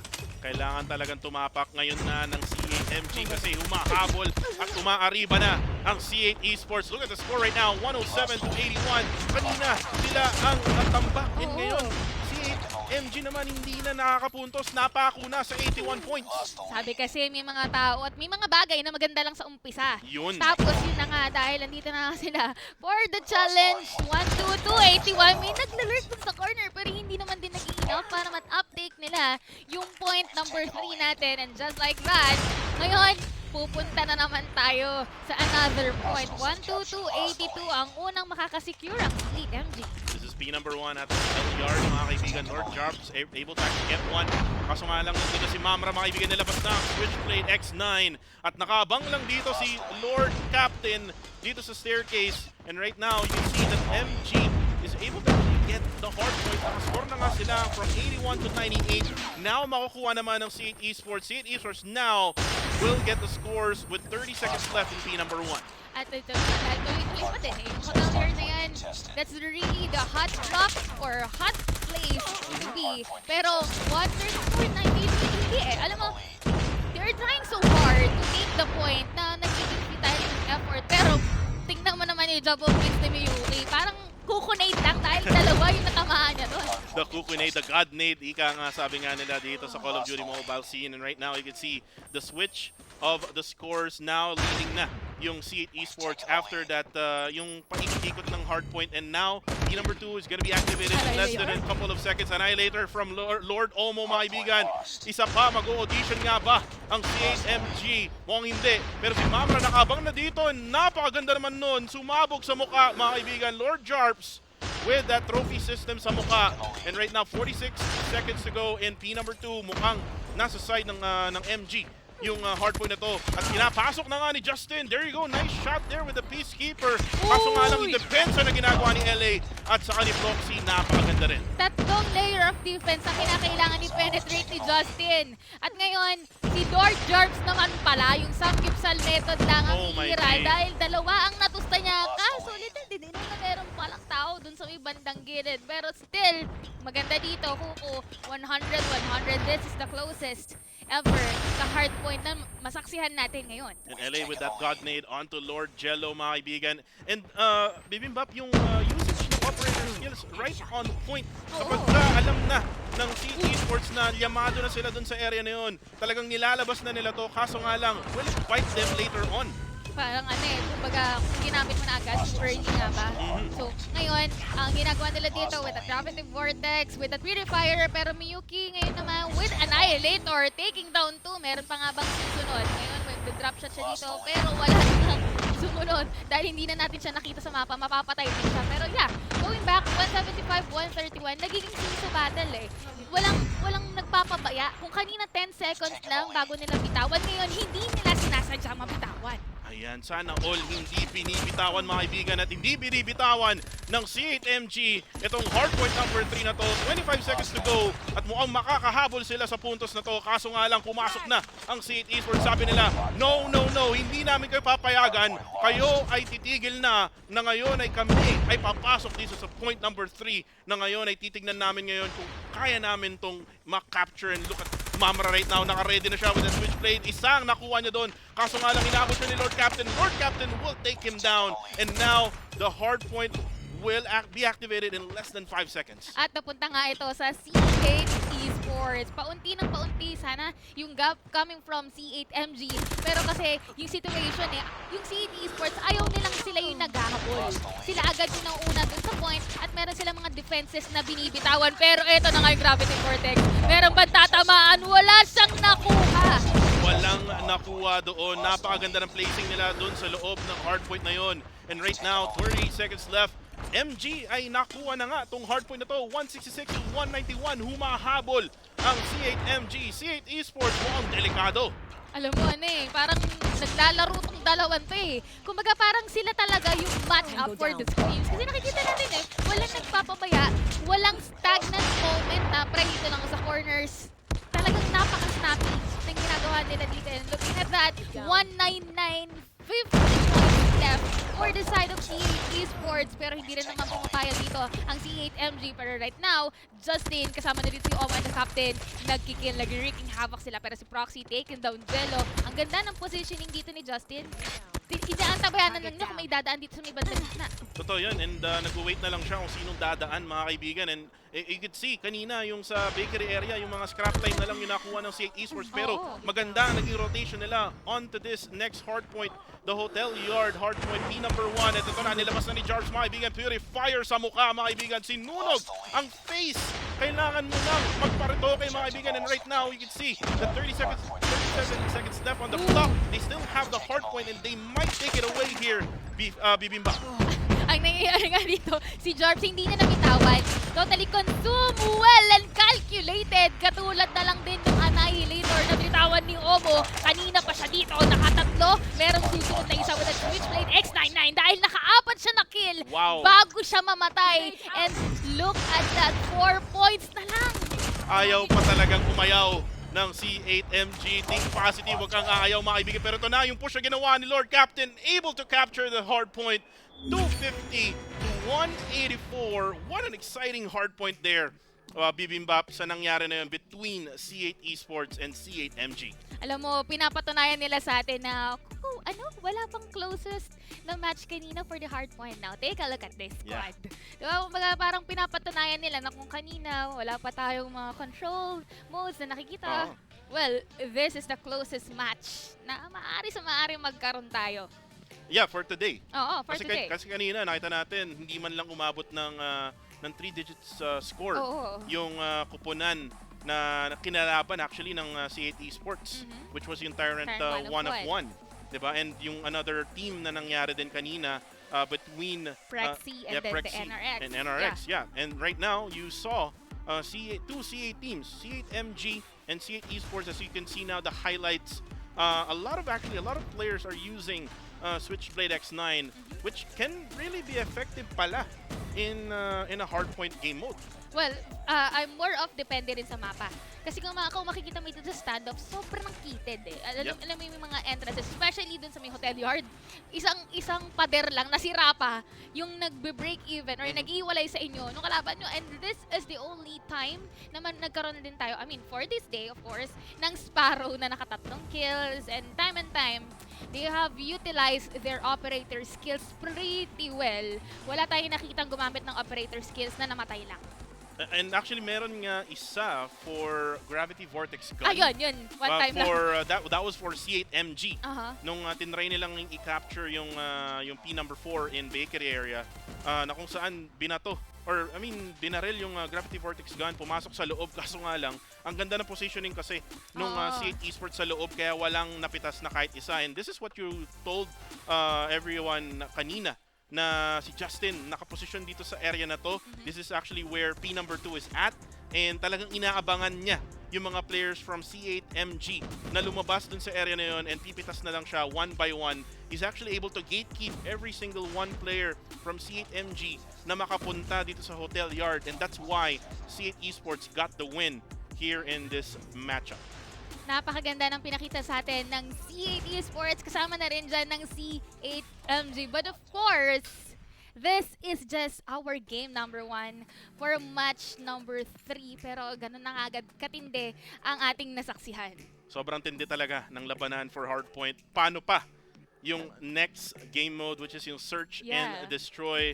We're gonna give you more exciting gameplays and highlights. Actually, if you want to see all of these highlights at your homes, kapag katapos na itong live stream na to, you can check us out on facebook.com/PH Nationals or on Instagram, on Twitter @PH Nationals. At pag sa YouTube naman, youtube.com/The Nationals PH. Siyempre, madami ng social media platforms kung ano man ang suited for you. This has been us on the Nationals Call of Duty Mobile Philippine Open. Magbabalik kami right after this.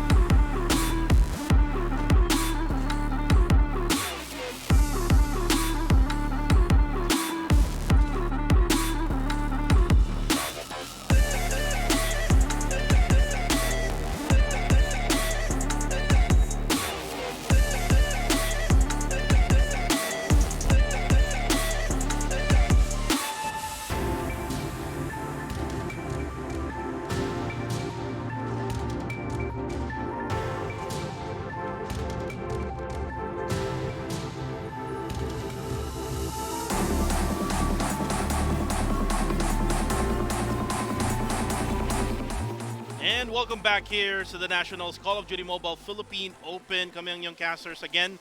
My name is Kuku TV at kasama ko ang nagagandang si Bibimbap. And Bibimbap, ayan na, nagbago na. From lovely to Oo nagagandahan. Nagka-transition na tayo Nag-e-evolve na, parang Pokemon. Kasi alas tres na Mamaya may pakpak na ako dito. Pero yeah, alam mo, hindi lang naman yung kagandahan ko ang nag-transition. Dahil yung ating mga players. Kasi kung kanina, diba, C8 Esports, ang ganda nung nangyari during our match number 1. At hindi naman nila tayo binigo dahil itong match 3, ganun din, ka-explosive. Ang kinalang pinakita, pero this time, neck-on-neck battle eh. Right, and that was the closest hard point na meron tayo sa araw na to. So again, like what happened nung first matchup and then the second matchup, hindi man lang umabot ng 3-digit scoreline yung kalaban. So for now, C8 Esports got the better of C8MG, able to get that 250 score to 181 if I'm not mistaken. Now with that one done, titignan naman natin itong susunod na game mode, which is Search and Destroy. maraming pwedeng mangyari dito kasi nga yung mapa ay sa Summit. Cold never bothered them anyway. Kasi Yun. dito sa Summit, no? Well, ang maganda dito, nakita na natin kanina yung Summit map. Diba? Pero ngayon, papasok na ulit tayo dito sa mapa ng Summit. But this time, we'll be having C8 Esports laban sa C8MG. And now, first round, starting up. Again, yung rules na sinabi natin, meron silang 2 minutes para tapusin tong laban na to. Magkaubusan man sila. Pero pagka naplanta ang bomba, meron silang 40 seconds to defuse the bomb. And right now, trade-off for the side ng C8, MG and C8 Esports. Mukhang lamang dito ang C8 Esports. And there you go, 2 members left. For the side of C8 Esports, 1 more member left. Si Assure na lang ang natitira. Nasan na ba tong si Assure? Ayun, nagtatago sa ilalim mga kaibigan with that Switchblade X9. It's Switchblade X9 and no, hindi. Mananalo si Lord Omo dun sa turn na yon.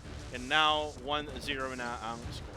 Alam mo, kanina pa nag-iinit itong si Lord Omo. Lagi siyang mahilig dun sa mga finishing touch. Yung mga, lagi na susunod siya with a prize fighter. Yung mga pamatay. Oo, Pagka gusto niya wrestling. yung highlight eh, no? Oo. Pagka wrestling, yun yung mga choke slam ni Undertaker. Mga ganun. Mga kapanahonan natin, medyo lumalabas sa Undertaker.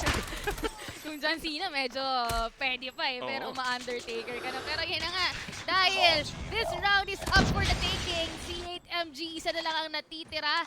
Wherein C8 Esports, 3 pa ang natitira sa kanila. Tumaan na nga sa kanyang crosser, pero hindi niya agad naputokin. That's going to be LA ang tutupa. Making that an easy work for round number 2 in Search and Destroy para sa side ng C8 Esports. And remember, Bibimbap, sila yung defender side. So, they're actually making it so hard para sa attacking side ng C8MG na pumasok dun sa sides A and B. Alam mo kasi hindi predictable yung nagiging move dito ng C8 Esports. At saka makikita mo, this is just like katulad nung nangyari dun sa match 1 kanina, no? Nung kanilang serye. I mean, nung serye nila kanina. Wherein, nagiging agresibo sila kahit na defender sila. They're eyeing for that opportunity na may mapatay. And just like that, meron silang nakuhang isa. Pulado ngayon si LA. Nakapag-trade siya ng blows dito. Kinakailangan niya muna mag-regenerate, mag-recuperate. Pero nag-dash siya doon. Pero, yun lang, nakatalikod pala si Lord Omo. Nakatalikod si Lord Omo. Binaril sa likod, mga kaibigan. Mamra. Sneaky plant here on Bravo. And let's see kung kaya nga ba ng C8 Esports na mapatay ang mga players ng C8MG. Now, it's actually a 4v3 situation. Player 2, feeling ko hindi siya gumalaw dun sa may sulok. And right now, kita na nga dun yung player na si Lord Jarps. And right now, Justin trying to go for the push. Kaso nga lang 3 ang kalaban niya. At si Ann na lang ang natitira with that DLQ-33. Sniper 1v1 dun sa side na yun. Kaso mananalo doon ang C8MG. Alam mo, mumuntikan pa nga dun si LA kasi nakailang quick scope siya.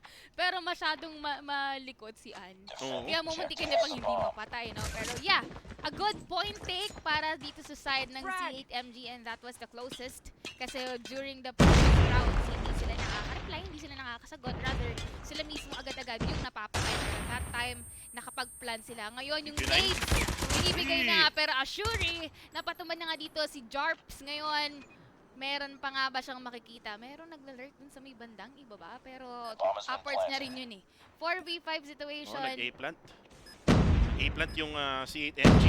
And pansin ko lang, gamit niya yung 2Q9 mga kaibigan. 2Q9. The meta na pinakilala ko sa show match. And there you go, Assure, another one bites the dust. Lord Ann, kaso nga lang, Lord Captain nakita si Proxy with that Switchblade X9. And now it's gonna be a 3v4 situation lamang pa rin dito for C8MG. At nakita doon sa taas, Lord Captain, anong ginagawa mo dyan? Ang lalaki sa bintana. Sumilip! Oo. Ay, naku po. Pero yun na nga, dahil ganun na yung pangyayari. Naagaw ngayon ng MG. Ang momentum pushing it into a 2 points. Dahil talaga to sa Kuku 9.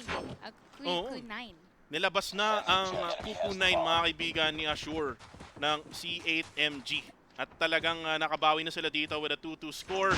And now, Godnade coming from either of the teams. Talagang naglalagay sila ng mga bomba sa other side. Pero nga lang may mga trophy system pang salo mga kaibigan. At sana all sinasalo. Ayun na nga. Pero yun na nga, dahil hindi rin naman nasalo ng kabutihan dahil ngayon palang binitawan Ay, naku. yung trophy system. Pero Aturia mo nang tutumba. Same thing, nagkaroon ng trade dahil si Lord Ann nawala na rin. 4v4 situation. Meron pa naman silang kani-kanilang throwables. Not all of them did consume it during the early parts of the 30 seconds. Uy! Pero si Mamra, ngayon, kung siya kanina puro mamba out lang, ngayon siya na yung sumusugod, taking down 2 members. And that's going to be a point lead for C8MG. At talagang nile-level nila yung pressure na ginagawa ng C8 Esports. Oo. Yung ginagawa ng C8MG ngayon. And hindi sila nag-go for objective, hindi sila nag-rush A or nag-rush B. Talagang ginawa nila is inubos nila yung C8 Esports dun sa round na yun. And let's see if this is gonna be the thing right now for either of the squads. And the nade from Omo! Galing sa langit, mga kaibigan. Hulog ng langit to. Hindi naman siya pinagpala sa pagsalo niya na bukas pala doon sa nade na yun. Kaso eto na, dahil 3-on-3, quick naman ang naging palitan nila doon. And well, ngayon nagpapakilala ulit si Omo kasi kanina siya yung paulit-ulit namamatay. And Jorps, right now nandito sa may second floor, sa may control room.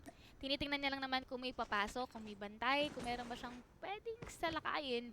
Pero sabi niya, pre, parang clear yata ito Parang clear yata to, pre. And right now, yung C8 Esports, nagbaback sila dito sa may bandang Bravo. Nakakaramdam sila na meron nagpupush. Player number 1 na si Prexy, lumalapit na nga dito sa side na ni Justin. Kaso nga lang maganda ang nagawang cover doon ni Lord Captain, able to drop him down. And Assure with that QQ9, mga kaibigan. Again, the game changer for C8MG. Kaso nga lang, the trade-off is real. Mamra na lang ang natitira, siya ang may dala ng bomba. And meron nag-aabang sa kanya sa taas na si Justin. Pwede pa niyang iplanta to. Pero pwede siyang slowly but surely kasi yun nga lang.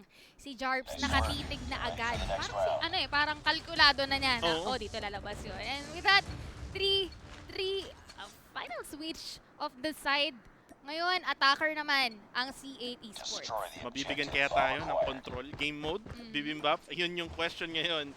3-3 na yung score. Attacker side pa rin ang... actually, nag-switch na tayo. Attacker side na yung C8 Esports. Defender naman ang C8MG. Let's see kung paano lalarin to ng C8 Esports. There you go, Mamra with that switchblade. Able to actually take out Justin. At isama mo na si Lord Jarps. Mga kaibigan, Miyuki takes him down. 3v5 situation rather for this round para sa C8 Esports. Kaso nga lang, ito na si Omo. Galit na galit, gustong manakit, mga kaibigan. Madadrop na nga siya doon ni Miyuki. And now it's a 2v3 all of a sudden. Parang mapapa-OMG ka sa ginagawa ni Omo. At yun nga, bago siya mamatay, nakakuha siya ng 2. Pero ngayon, 2v3 situation, objective, mas malapit sa site A but they still don't have it yet. Ang gagawin nila dito, maghahanap na lang sila para sila nagtatagu-taguan. Ngayon, pushing it into a 1v3 situation. Para na lang sila nagka-cat and mouse chase. Pero Lord that captain, hindi niya kakayaan na makuha siya. Nagdidikit dito yung dalawang miyembro.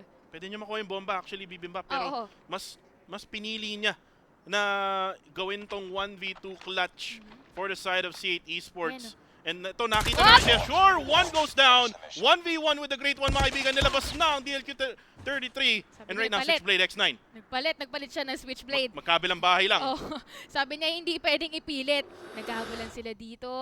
Naghahabulan, nag-aamuyan. 25 seconds left. Pero kinakailangan niya. Mas matindi ang pressure for C8 Esports kasi kinakailangan niyang mag-plant. At ngayon, mukhang lalayo na lang din. Ito si Mamra. Oo, ang ganda ng ginagawa ni Mamra dito. Back free, tatago muna ako Pero sa magkasalubong Gedli. sila. Pero ito na, magkakasalubungan sila. Mamra versus Lord Captain. Sino mas magandang tutok? And Mamra will take the win 4-3. Round number 8. Napaka-close ng laban na to. Grabe. Akala ko nga, maka-clutch pa sana. Pero, well, this is C8MG for you. Nabanggit na natin kanina na pwedeng dito sila umariba lalo pat maganda naging performance nila during that hard point. And rightfully so, hindi naman nila tayo binibigo. 3-4 ang score. That's going to be Lord Cap na unang tutumba. Meron pa nga bang susunod? Mainit ang spot ng control room and most of the members of C8 Esports ay dito nagka-camp around and Miyuki would finally take down Jarps. Kasama na rin si LA, naging 3 na pero 2v3 situation na tayo. Omo and Justin. Omo able to actually take out Miyuki. Mamra takes out Omo. Isa na lang si Justin, mga kaibigan. And right now, takbo muna itong si Justin papalayo doon sa area kung nasaan ang C8MG. Tamang reset lang ang ginagawa niya ngayon and mukhang ifa-flank niya itong players ng C8MG dito sa other side na kung nasaan siya kanina. And Mamra, kita ka doon! Pag tumingin ka, akin ka. Ayun na nga, pag tumingin ka, nasakal ka na. Ay, nako po. Napatay na nga niya dito si Mamra, pushing it into a 1v2 situation. Pero kung makikita mo yung movement ng C8MG, hindi sila lumalayo doon sa objective, doon sa ating bomba. Ang call nila, prebantayan na lang natin muna, knowing na looking at their perspective, magkaiba sila ng tinititigan eh. Etong si Azure at saka si Proxy, magkaiba sila ng binabantayan. Kaya sneaky plays lang ang pwedeng gawin niya dito. Taking down Proxy, Justin, and si Azure. Check the corner spray! At sila nga na-check niya, pero siya mismo ang na-checkmate. Yun lang, Bibimbap. 5-3 na ang score. C8MG wanted to go to control. Dalawa na lang para sa kanila. Pwede pang habulin to ng C8 Esports. For me, it's really good if they go for the rush para maplanta yung bomba. And looks like that's what they're doing right now, going to rush A. Para unconventional. Hindi yung mga nabasa na pwede kang mag-try ng another type of tactics, which is yun ang pinuhunanan nila going on to side A, pero magpa-plant sana kasi hindi man naging sapat. Pero dito na si Captain, taking down 2 members, and this is going to be Miyuki left alone against 4 members. At na-wallbang ba siya doon? Or merong... Nakita siya. Nakita siya. Nakita siya. Kala ko tumagos. Nagdadasal sa Gedli, mga kaibigan. Sabi ni Miyuki, ako na lang mag-isa. Magdadasal na lang siya doon. At nakita siya ng mga players ng C8 Esports. And right now, the score is 4-5. Humahabol pa ang C8 Esports. Parang ayaw ng papatalunin pa na ito ng C8 Esports yung laban na to. And Omo gets one down, takes, ang ganda naman ng mga trade off to. And isa na lang natitira, si LA na lang for MG. Dalawa for Team Esports. Oh my G, 1v2 situation, all of a sudden, napakabilis nun. Ito kasi, nakinig sila sa iyo eh. Sabi mo, kinakailangan nila yung mga rush at saka yung mga blitz plant. Ngayon, dito nila pinuhunanan. And medyo masalimuot ang naging sitwasyon ngayon ni LA. But we have to take acknowledge na si LA magaling din naman mag-DLQ33. Huwag lang siya mapaflank from behind. Nabigay niya na yung kanyang position. Ngayon, nagsisama-sama gaming. Itong dalawang miyembro ng C8 Esports. That's Lord Ann. Kasama na dito si Jarps. Medyo nag-fake lang din, no? Kasi nag-fire doon si Lord Ann. Pero, well, ngayon, na-plant na nila yung objective. Dahil dyan, si LA ang mapipilitan lumabas sa kanyang lungga.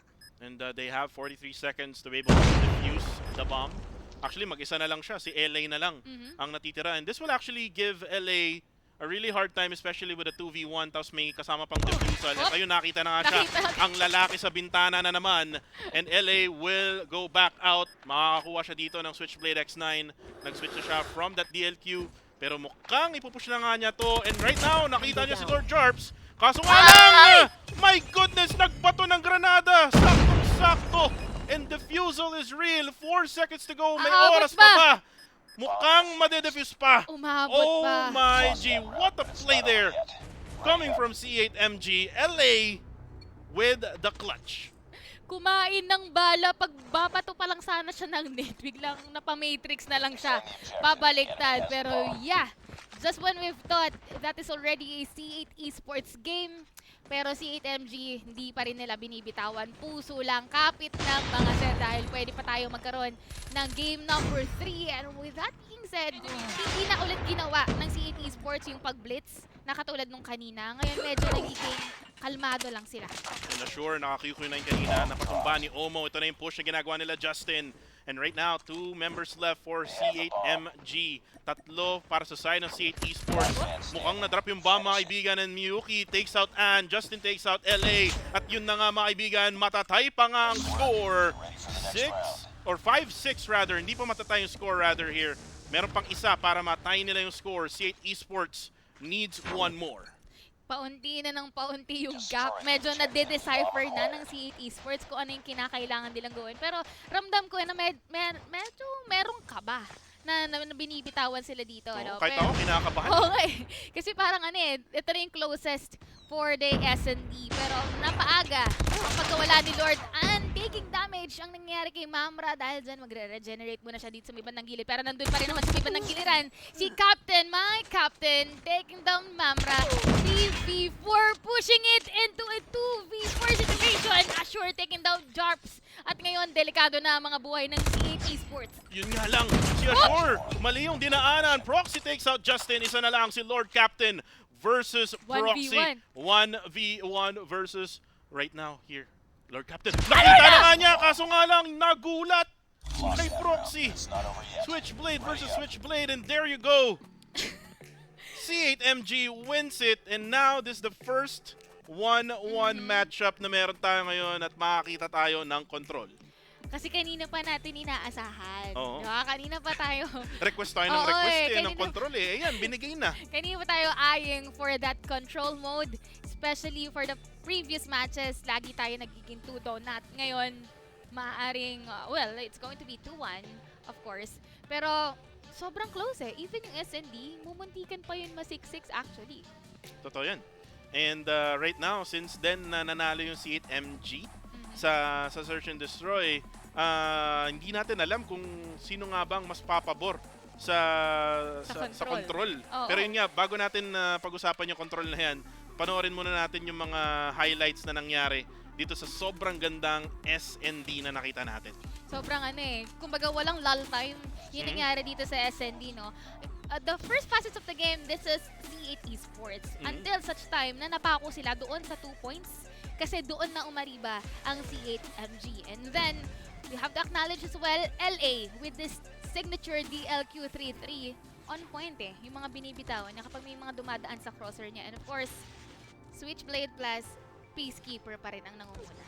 Totoo yan. And again, for C8 Esports, ano nga ba yung naging errors nila dito? Kasi kung naalala ko yung mga interviews na nangyari nung nakaraang linggo for all of the teams na kasali nung Challenger Series 1, sabi nila every single round talagang kailangan mong mag-reset. Yeah. Every single round magkakaroon ka ng error. Para sa akin, no, feeling ko medyo naging kampante din yung C8 Esports. Kasi isipin mo, defender side sila, pero they're pressuring it way too much, overcommitting ang side ng C8 Esports, and then that basically bite them until the end. Wherein, ang nakita natin is talagang naging objective gameplay na rin yung ginawa ng C8 Esports, and then it's just way too late. And ito yung nagustuhan ko kay Mamra, yung gulat gameplay na ginagawa niya for the side of C8MG, at nakakapitas siya ng mga players for C8 Esports. That's really, really effective for Mamra. Oo, ang ganda na naging yung shot call niya. And before siya actually mamatay, laging either 2 or 3 ang nakukuha niyang for the trade of his life. But yeah, going back, C8 Esports yun na nga, no, medyo naging kampante to the point na babawi sana, pero hindi na umabot, hindi na nila napairal yung triangle offense na kanina nilang pinapa-ulit-ulit gawin. And with that, well, we are going to have game number 3, Control. Well, ito talaga yung pinaka looking forward tayo, pero nabanggit mo nga kanina, no, Kuku, sino nga kaya ang magwawagi doon sa Control, knowing na different mode na naman different mindset na naman ang kailangan pairalin. Totoo yan. And now we're gonna move on to Control. Pero bago tayo pumunta doon sa Control na yan, again, kung nagustuhan nyo yung mga highlights na nakita nyo doon sa highlights na pinakita namin, or kung may gusto kayong tignan sa The Nationals, you can check us out on our social media pages. We have our Facebook, facebook.com/PHNationals. For Twitter and Instagram @PHNationals, and also for YouTube, that's youtube.com/The Nationals PH. And of course, dahil hindi pa tayo nagtatapos, wag kayong aalis. This has been the Nationals Call of Duty Mobile Philippine Open. Kita-kits after this.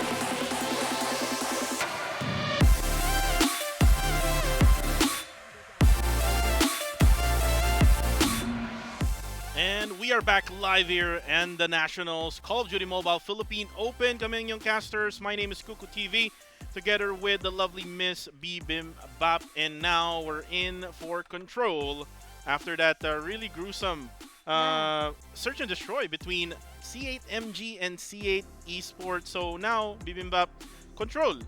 Again, yung mga goals, remind lang natin yung mga viewers natin. Ano nga ba yung mga rules para sa Control? For Control, no, we have the first one to reach score 3 or score of 3 na kinakailangan nilang gawin in a matter of 90 seconds. Or as you've mentioned it, 1.5 minutes. Ganon ka-intense knowing na this is going to be our mode na magbe-break even dito sa pag-tie nila ng 1-1. Totoo yan. And again, it's gonna be not an easy win for either of the two teams na meron tayo dito. We have C8 Esports and C8MG. Again, ang ganda ng laban na to kasi we have two teams na magkakaklan. And kung titingnan mo yung live comment section, talagang nagmamahalan sila. Hindi sila yung, alam mo yun, yung pag may magkalaban na magkaibang clan na talagang bakbakan to the max kahit sa live comment section. Dito talagang we have two C8 teams. They're basically showing us some love in the comment section. Yeah, so kumbaga parang tanggap nila kung sino man yung manalo or matalo. Still, act as one, family pa rin tayo. Pero we are going to head on dito sa mapa ng raid. Finally, for a control mode, C8MG laban sa C8 Esports. And kung titingnan nyo yung mapa guys, again, we have Alpha and Bravo sites na pwedeng i-capture ng attacking side. Going to be C8 Esports for this round. And again, they have 30 lives each. Yeah. And right now, mukhang lamang sa lives itong team ng C8 Esports now with a 29-28. Again, the Bravo site will eventually be captured now. Papunta na sa second stage, Bibimbap. At ito na nga dahil most likely masesecure na nga yan ng C8 Esports kasi nga naman sila daw ang mas bisa when it comes to having this kind of skirmish, yung mga magre-respond ka at the same time talagang bangasan ng bangasan. Hindi YOLO pero you have to acknowledge yung pagkamatay mo and objective what the last, pero ngayon secured na yung B. Dito na tayo dadako sa objective which is side A. Yeah, meron nga tayong kasabihan, future secured para sa team ng C8 Esports kasi nga A na lang ang kailangan nilang i-capture dito or they can actually go for the takeout and there you go. Ang ganda nun, nasa ilalim ng ni Mamrado. Alam mo yung takong na lang yung nakita niya pero talagang hindi yung binitawan. And 17-19, lamang naman when it comes to the red counts. Itong sa side ng C8MG, of course, hindi nila pwedeng i-let go yung opportunity. Dahil ngayon, pumapantay na. Sobrang bilis ng mga pangyayari ngayon, Kuku. And you can actually see player number 1 ng side ng MG, which is si Miyuki. Nagsuspawn trap siya ngayon and actually able to actually take out player number 2 nung kanina. Kaso nga lang player 2 and player 4 able now to push onto site A. And ito na yung sinasabi natin, they can actually capture site A to be able to actually get the win. Now the score for the lives naman is 14-10, lamang pa rin ang C8 Esports at ayun, nakita na nga si Assure together with Proxy now with 13-8. Pwede nila makapture to para sa kanila ang unang round na to and there you go. Mawawala yung C8 Esports dito sa site A at mababalik yung stage number 3 down to maybe stage number 2. Talagang nawala. Sayang almost parang 1-8 na lang. Isang gabuhok na lang sana. Masesecure na yan ng C8 Esports. But of course, C8MG won't just give the win easily. Dahil ngayon, 1 minuto na lang. Pero 3 deaths na lang ang pwedeng makomit. Uy, dalawa na lang. C8MG. At dalawa na lang mga kaibigan. Now with 6 or 5 rather for the side of C8 Esports at mukhang mahabol pa ang team ng C8MG. Oh my G talaga. Bibimbap, talagang ang close ng laban na to. And now they still have time. 53 seconds left on the timer. 3-2. Oh my goodness, Bibimbap. Sino ang mananalo dito? Sobrang neck-on-neck. Sino nga ba ang tuluyang magigilitan dahil pababa na ng pababa yung taking. Pero ngayon, isa na lang. 1, 2, 3. Sino ang magkakapilok? And there you go. Dahil C8 Esports ang makakasecure ng unang puntos. And that was a really close battle until the end. Akala mo, C8 Esports na yung mananalo. They were able to almost capture Alpha. in that round. But eventually, mag-switch tayo ng roles. C8 Esports naman ang magiging defensive side. And then yung C8 MG naman ang magka-capture ng Alpha and And lahat naman ng throwables, kinonsume na lang dito sa may site na to, dito sa may bandang circle. Pero Lord Cap, utilize that Annihilator. May nakakuha siyang isa, pero wala nang yeah, so, meron ng pangalawan, may pangatlo pa. Pero ang nangyayari dito, point-wise, wala pang tumatapak. Wala pa nga tumatapak. Ayun, gumamit siya ng Purifier, kaso nga lang napatay siya agad-agad. Again, you have to really use your operator skills smart dito sa larong to. Kasi nga, again, you can see there, Omo gets 2 with that Annihilator. And si Miyuki naglabas na nga rin ng sa kanya, kaso nga lang, CH Esports able to drop 3 of MG. At ngayon, na-reset na yung point kanina na mumunti ka na makatik dito sa side ng MG. Pero ngayon, Coco, they are not after the point anymore. Kasi kung kanina medyo tahimik eh. Ngayon din mo, 16-20. Nagiging blow after blow na lang ang ginagawa nila dito. At parang sabi ng C8 Esports, bahala na kayo dyan. Ayaw na namin mag-capture. Uubusin na lang namin ang lahi nyo. Oo. Parang nagiging 21 na lang eh, no? Ganun yung pinapairal nila, pero still, Lord Omo in a wreaking havoc type of mode, frenzy. Dahil nakakuha na naman siya dito ng dalawa, 18-10. 10 na lang na pagkapinga sa kinakailangan para ma-secure nila ang serie na to, or rather, ang round na to. Pero si LA hindi rin papayag. Taking Jello, Cap, Jello, kino-corner ni Ashuri si Jello dun sa moment na mag-spawn siya, hindi ka pwedeng kumalaw. Kaso nga lang si Justin nilabas na ang Sparrow, dalawang nakuha niya doon. Problema lang nga lang, namatay na nga siya, hindi na niya magagamit ng buong buo ang Sparrow na yon. 7-10 yung live. Yung Bravo ay kinukuha na ng MG. Mukhang magfo-focus naman tayo dito sa Alpha site na naman. And right now, Justin will take down LA. 6 lives na lang ang team ng MG. Makakapture na nga yung Bravo ng Team MG. Kaso nga lang, ubos na sila. 4 na lang. Kanina 6 pa sinasabi. Ngayon 3 na lang. Paunti na ng paunti. Yes, they were able to secure point B. Pero ngayon 2 na lang Kuko ang natitira at paparating na tayo sa exciting part. Nag-walk na nga dito. And there you go. 1-7. Sino nga ba? At makakabawi pa nga ba dito ang C8MG? Pero seems like hindi na nga. Dahil huling nag-matrix si Ashuri. Si Ashuri with that QQ9. Na, si Assure na lang. Assure. Kasi 1 yata yan. Oh, Assure 1. Assure. Sure. Sure 1. Sure. Sureness. Naka QQ9 siya and just showing us that every single gun na pwede gamitin talagang pwedeng-pwede dito sa The Nationals. And you can see right now, yung score per round is now 2-0. MG needs to actually get this win as soon as possible. MG is on the defensive side naman. Bibimbap. So sila ang magbabantay ng Alpha and Bravo. Kailangan yung mga positioning nila dito hindi lang din agad-agad maging futile or maging useless. What? Katulad na lang din ng Gravity Vortex kanina. Nakita ko yung binato pero wala naman din tinamaan. Oo, sayang lang yung operator skill na yun. Pero yun nga, nakita natin si Miyuki. Tamang tago lang dito sa Gedli at nakikita niyo yung mga players ng C8 Esports nag-audition dito sa may bandang basketball area sa pool area. And there you go. Justin able to actually take one but Assure on the side with a kill Q9.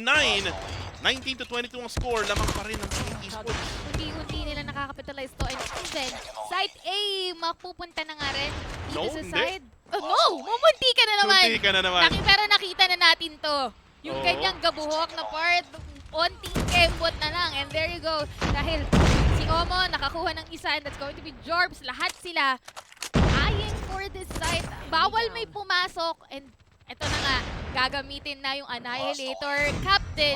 The Captain has taken down 1. Kasabay niyang gumamit si Omo. Pero si Captain muna mapapatumba. Pero sabi niya, sige, ako na muna ang tatapos sa kanila. Triple kill para kay Omo. Isa pa, bigyan mo pa ng isa. Kaso nga lang, yun na nga mga kaibigan. MG is still trying to fight back. 6 more lives para sa kanila. 15 naman para sa C8 Esports. It looks like C8 Esports will get the win in this control game mode. Talagang kumbaga, hindi na to katulad nung nangyari previously. Kasi nagiging 1-2 ngayon. Eto na, dahil C8 Esports ang makakasecure ng ating ikatlong laban. And that's going to be controlled with a score of 2-1. Wow, what a game for these two teams, C8 Esports and C8 MG. Ang ending, panalo pa rin ang C8. Yeah. Kasi pag hindi si 8 yung nanalo, dinaya. Totoo yan. And again, C8 Esports will move on to the next stage. And napakaganda to for C8. Kumbaga, kung matalo man yung MG, may pangbato pa rin sila para sa susunod na rounds. Oo, kumbaga, buhay pa rin yung lifeline ng pamilya. Pero tingnan nga natin kung anong naganap dito sa ating highlights of the match. At kung titingnan natin, no, Bibimbap, sa mga naunang round ng control between these two teams, yung C8 Esports nag-focus sa Bravo. Yeah. Where in round number 3, napansin mo, inuna nila yung Alpha.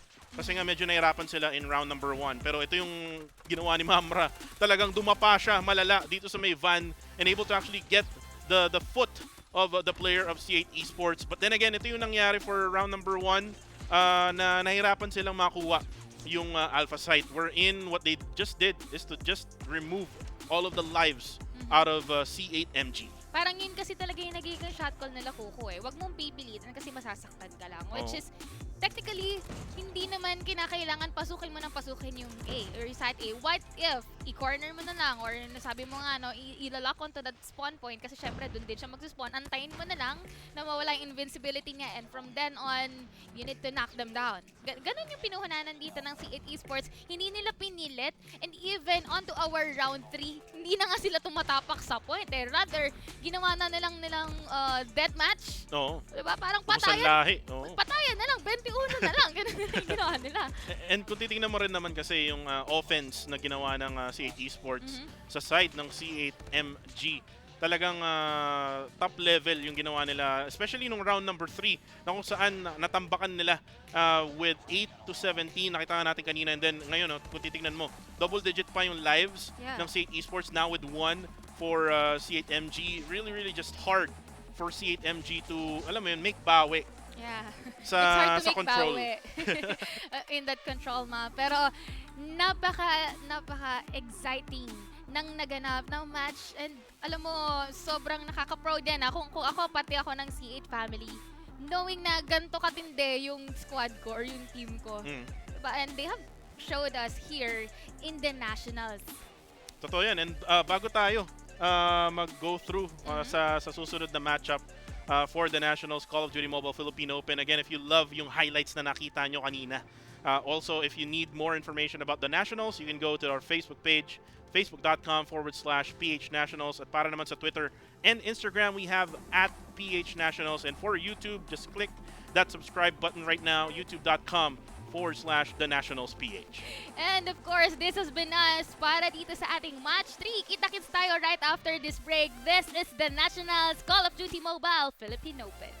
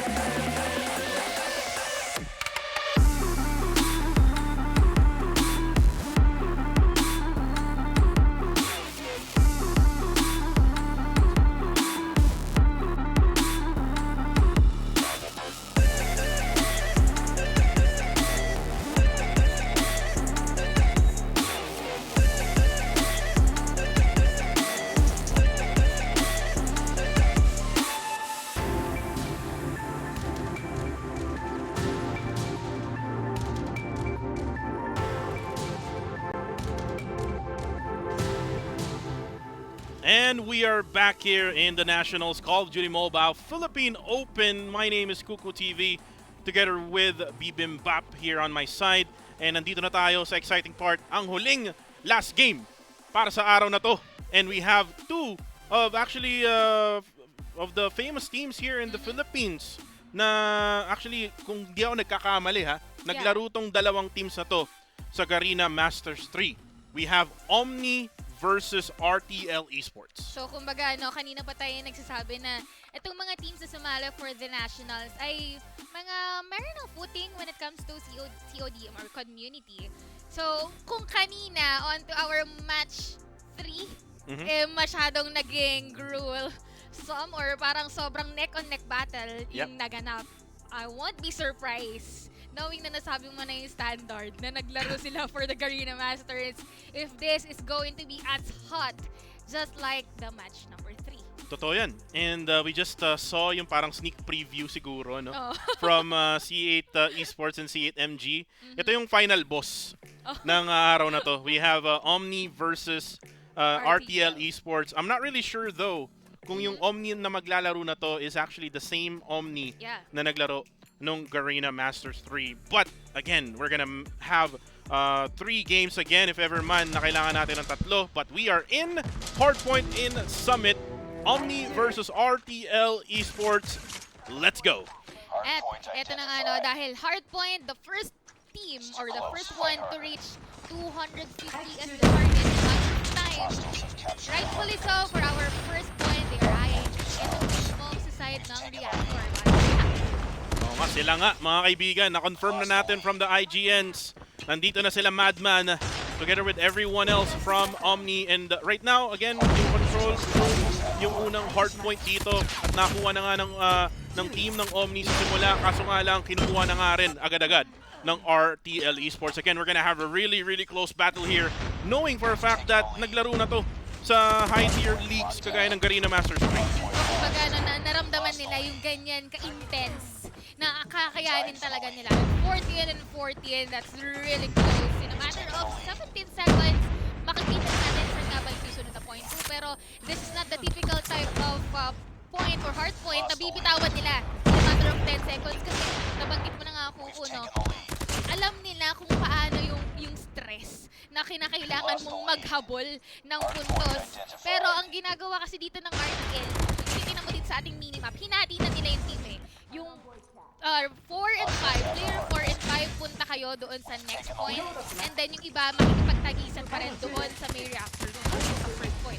And actually yung control room na first hard point, kung tutusin, yung hard point number 2 is konting lakad lang, konting kembot lang ang gagawin nila dito kasi nasa labas lang ng control room yung next hard point. But you can see right now that yung trade-off ng pag-capture ng hard point is real. Talagang palitan lang yung nangyayari between Omni and RTL Esports. Lamang ang RTL with 37-28, but it is a close battle indeed.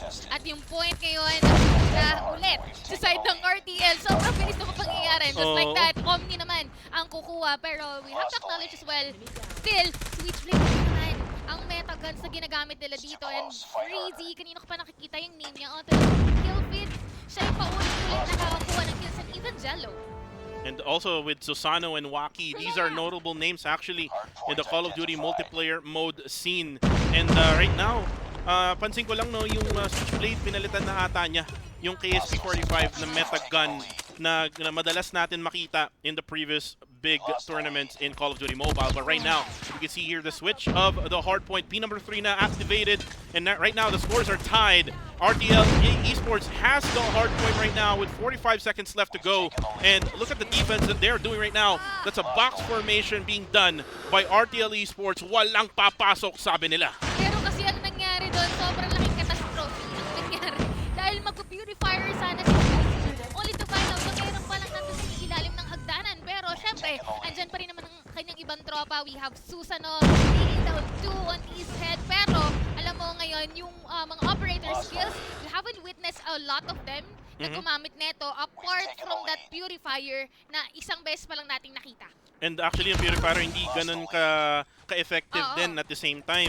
Namatay agad-agad yung may hawak ng Purifier. But right now, we have here Crate together with Madman, able to take out Young Jay and Susano. Idagdag mo na si Waki at si Freezy, mga kaibigan. RTL Esports is being taken down here by Omni. And ito na yung goal ng Omni. Makuha na nga ang hardpoint na to. This is number 4 right now activated and nasa kanila na nga ang hardpoint na to. At parang trade-off lang yung nangyayari ngayon between these two teams when it comes to every single hardpoint na meron tayo. 61 to 84 score and looks like yung Omni ay ihahabol yung puntos na to. At ang paghabol na pupuhunanan nila dito, yung paggamit ni Crate ng kanyang Annihilator sa mahupan na Chirac. Kasama itong kanyang Purifier and just like that, they have consumed Uy! Nahigop! operators skills really well, and when I say really well, Gravity Vortex, finally, meron siyang nakuha.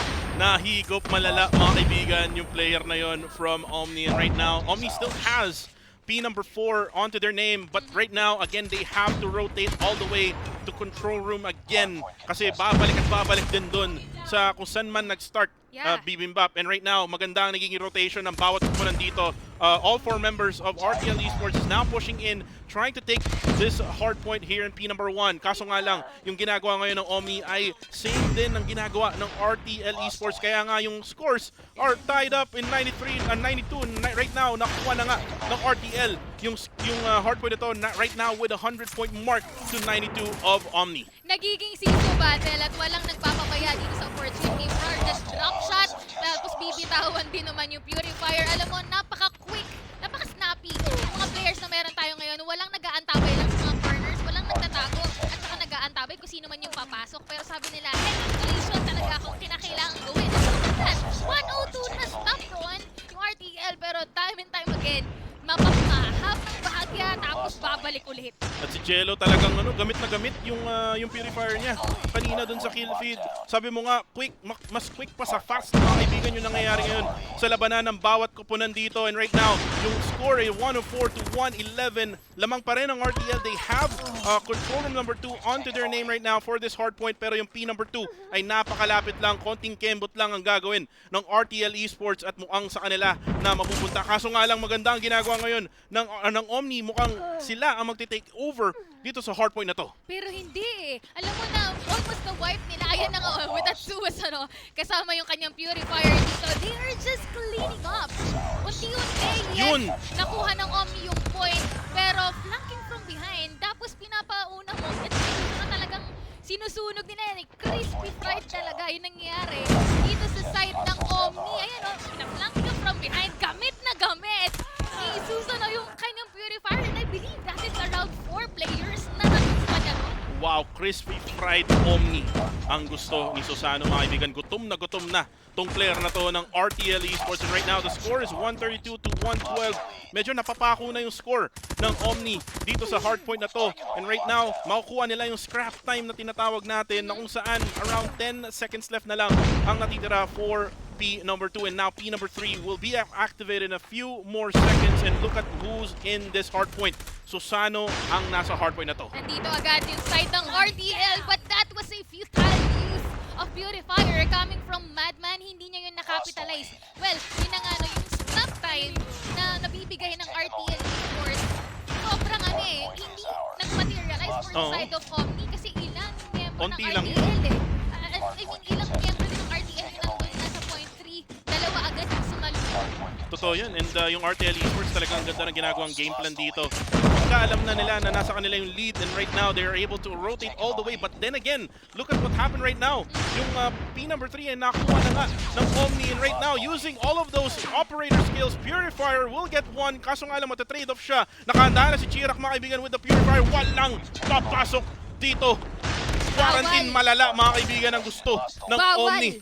Kasi matutusta ka. And even Susano, ang ganda ng pagbabakod na ginagawa nila dito. And with that, hindi nga agad nakapasok dito yung side ng RTL Esports. Though those throwables kinoconsume para nga naman dito sa another point that they have to take. Pero nandito sa loob yung RTL side. Nandiyan na nga. Pwede silang magkabakbakan. Although pag nakonsume na nga yung smoke, and there you have it, dahil may nasunog. Wow, napaganda naman nun. Switch by X9. Yung pagpasok ni Crate doon, kaso nga lang wacky with the takeout for Crate. And right now, makukuha na nga ng RTL, makakahabol sila. Yung rotation na ginawa nila, alam na nila na mapupunta sa Omni yung P number 3. So P number 4, amin ka, sabi ng RTL. Kumbaga hindi nila pinipilit yun yung shot goal Kesa naman mamatay lang tayo with our efforts, might as well ibigay na muna natin, let's target the next point. Or i-flush natin sila with the nades, with the trophy system para saluhin yung mga nades galing naman sa kanila. And right after so, tsaka tayo mag-retake. And actually yung RTL, sabi siguro nila dito sa Omni, marami pang oras and marami pang puntos ang dapat nilang kunin. Kaya kami na ang bahala sa P number 4. And look at the scrap time right now being taken by Omni here on P number 4. And look at the map, yung rotation na ginagawa ng tatlong players ng RTL going inside control room. Kaso nga lang sila Crate, ang ganda ng ginawang hold dito, sustaining the position. Kaso nga lang si Freezy from the behind will go for the takeout here. 5 more seconds to go, mag-activate na yung P number 1. And look at the map right now, talagang nasa RTL, pabor ang P number 1. Ayaw na nilang i-let go yung opportunity na to, pero naiwan dun sa may bandang likuran si Freezy, whereas the rest of the members of RTL Esports, kanya-kanya silang post. Kung makikita mo, and we got another highlight coming from Susano with his purifier na ilang beses niya nang ginamit at talagang lagi siyang may matatamaan Parang siya yung bouncer ng control room Walang papasok dito. May purifier ako. RTL Esports right now, 210 point to 177 ng Omni. And Omni right now will take the whole of this Harpoon right now with 22 seconds left. Makakahabol pa ang Omni. Meron pang chance dito, Bibimbap. And actually, after netong Harpoon ito, napakalapit lang din na magiging rotation ng dalawang kupunan na to. Oo, parang ilang step lang, ilang di pa lang yung kinakailangan nilang puntahan. And there you go, dahil 5 seconds left at mapupunta na tayo doon sa ating next point. Pero Madman, nag-wreak havoc, nakakuha ng dalawa. And there goes Chirac. Hindi sila papayag na gano'n na ngayon mangyari. Pero yung clock natin, ayan na nga, dahil mag-unlock na tayo ng panibagong point. That's 220 versus 180, 40 points. And ngayon, RTL pa rin ang nakakakuha ng momentum. Ganda nung ginawa ng Omni doon. Nakita mo yun, nag-abangan sila hanggang sa lahat sila pwedeng pumasok sa loob ng hardpoint na to at sila na nga ang nakakuha ng P number 2 with just 40 seconds left on the clock. 193 to 226. Kaya pang habulin to ng Omni. And right now, nagkakasunugan na nga mga kaibigan. Jello, nilabas na ang malaki mga kaibigan ng purifier na to. At inuubos ang pangtubos mga kaibigan ng Omni. And right now, napako na. So 199 na po ang mag-200 mark na. Pero yun nga lang, 231 na ang RTL. Napakamapaglaro ng puntos na meron sila. 231 pero na-stop na nga dito. Dahil ngayon, Omni naman ang pupuntos. Dahil 206, 232. There goes the challenger. Nandun si Susano. Pero si Jello, nandun din naman for the backup. And Jello, naka-crispy fried na naman ang dalawa dito. Alam mo, almost most of the members of RTL, nakakapitalize nila yung kanila mga purifier. And looking through our kill feed, this is all going towards the side of RTL. 215, 233, 15 points left para ma-secure nila ito. Uy, pero dalawa, tingnan mo naman tatlo, yung annihilator apat. coming from Crate. Pero siya'y nakatong baril ni Susano. Nagbilang na ako doon, Bibimbap. Akala ko makakaapat pa, pero right now, talagang nilalaban ng Omni kung sino makuha ng hardpoint na to. Sila ang mananalo. And look at that, 239 to 240 na. 226, RTL gets this hardpoint right now, and they can actually finish it by securing this hardpoint. At last point na nga lang at yan na, nagtagumpay ang RTL Esports, but we should stand corrected. Alam mo, kasi sabi natin kanina, the closest was match 3. Wow. Doon sa C8 MG at saka C8 Esports. Right now, this is 250 to 226? 226. Kanina 182 lang yung standard na meron tayo. Ngayon, palapit na tayo ng palapit at sabi nga ni Kuko kanina, parang naging appetizer lang yun Kasi it all boils down to this very match na mas, alam mo yun, sobrang dikdikan na yun yung magaganap. Totoo, ito na yung main course for the viewers. Pero bagong lahat, mga kaibigan, pakita muna natin yung mga highlights sa inyong mga screens. And let's talk about what happened here, Bibimbap, in the early stages. Nakuha yung lead ng RTL in P number 1 and also on P number 2. Kaso nga lang, by the time that half the time na ng P number 2 humabol itong team ng Omni, it's just really close until siguro yung pangalawang P number 4, if I'm not mistaken. Nung pangalawang P number 4, doon talaga nag-change yung laro. Hinabol ng Omni, if I'm not mistaken, nung time na yun. Pero let's take a look at ito yung nahigop. May napunta sa ibang daigdig. Doon ka muna sa ibang multiverse. Multiverse of everything. Pero yun na nga, no, napakaganda ng nangyayari dito. Pero alam mo, nabanggit mo na yung mga medyo sloppy moments. Pero I believe itong dalawang teams na to, sobrang nakakapitalize din nila yung kanilang mga operator skills. And Yeah. most of them did use or capitalize ito mismong purifier na talagang fried, crispy ang mangyayari sa'yo. And the thing is, twice lang tayo nagkaroon ng point na scrap time na lang ang natitira. And I believe that was Omni na nagsisimot right after RTL. Pero still, a very close match I might say para dito sa dalawang teams na to. Sobrang close nga, Bibimbap. Kasi kung titignan mo, P number 1 again in this very moment. Talagang nilalaban Oo. ng RTL and ng Omni. And nung nakuha ng RTL ng sobrang dami, itong P number 1 going into P number 2, talagang nakuha na nila yung lead na kailangan nila para pagdating ng P number 3, they're able to just easily get those easy scores. Ang kailangan na lang nila, ito, makikita natin dito, they only needed around 18 more points, di ba? Kasi 232 na sila dito sa moment na to, and they can actually get those easy few points by just securing this hard point. Pero nga lang, ito yung binigay ni Crate na 3 kills. Hindi natin nakita yung una, no? Nakita lang natin yung dalawa, yung dalawang sunod. Kaso nga lang, hindi niya naapat doon sa moment na yun. Unfortunate for Omni. They weren't able to actually capture this hard point to be able to make it really, really close. Siguro pwede nilang gawing next hard point para at least pwede nilang makuha yung panalo. Kaso nga lang, RTL able to sustain in P number 3 and able to get the win in that first game mode. Ay, sobrang init. Parang feeling ko ako yung natapatan ng purifier. Sobrang init na kailangan mo ng ice. Ayun. Ayan. Sobrang init na kailangan ka ng ice.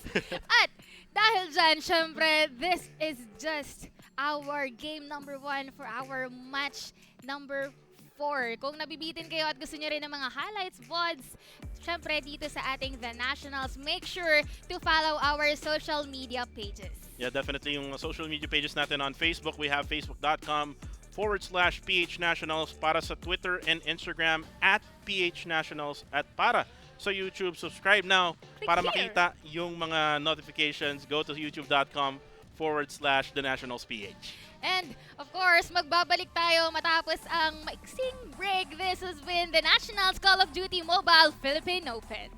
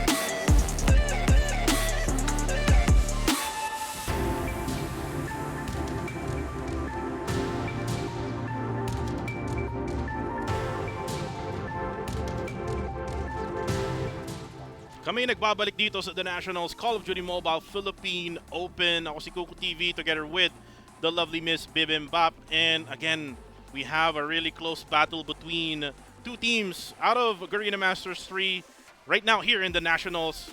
Omni versus RTL Esports. And nakita natin yun sa hardpoint, pero ngayon ay pupunta na tayo sa Search and Destroy. And again, yung mapa na gagamitin nila dito is Firing range. yon. El Clasico, firing range. Hindi ka matuturingang CODM player kapag hindi mo pa naranasan mag-SND or mag-search and destroy sa firing range. And we have set our expectations. Most likely, may mga wallbangs na magaganap.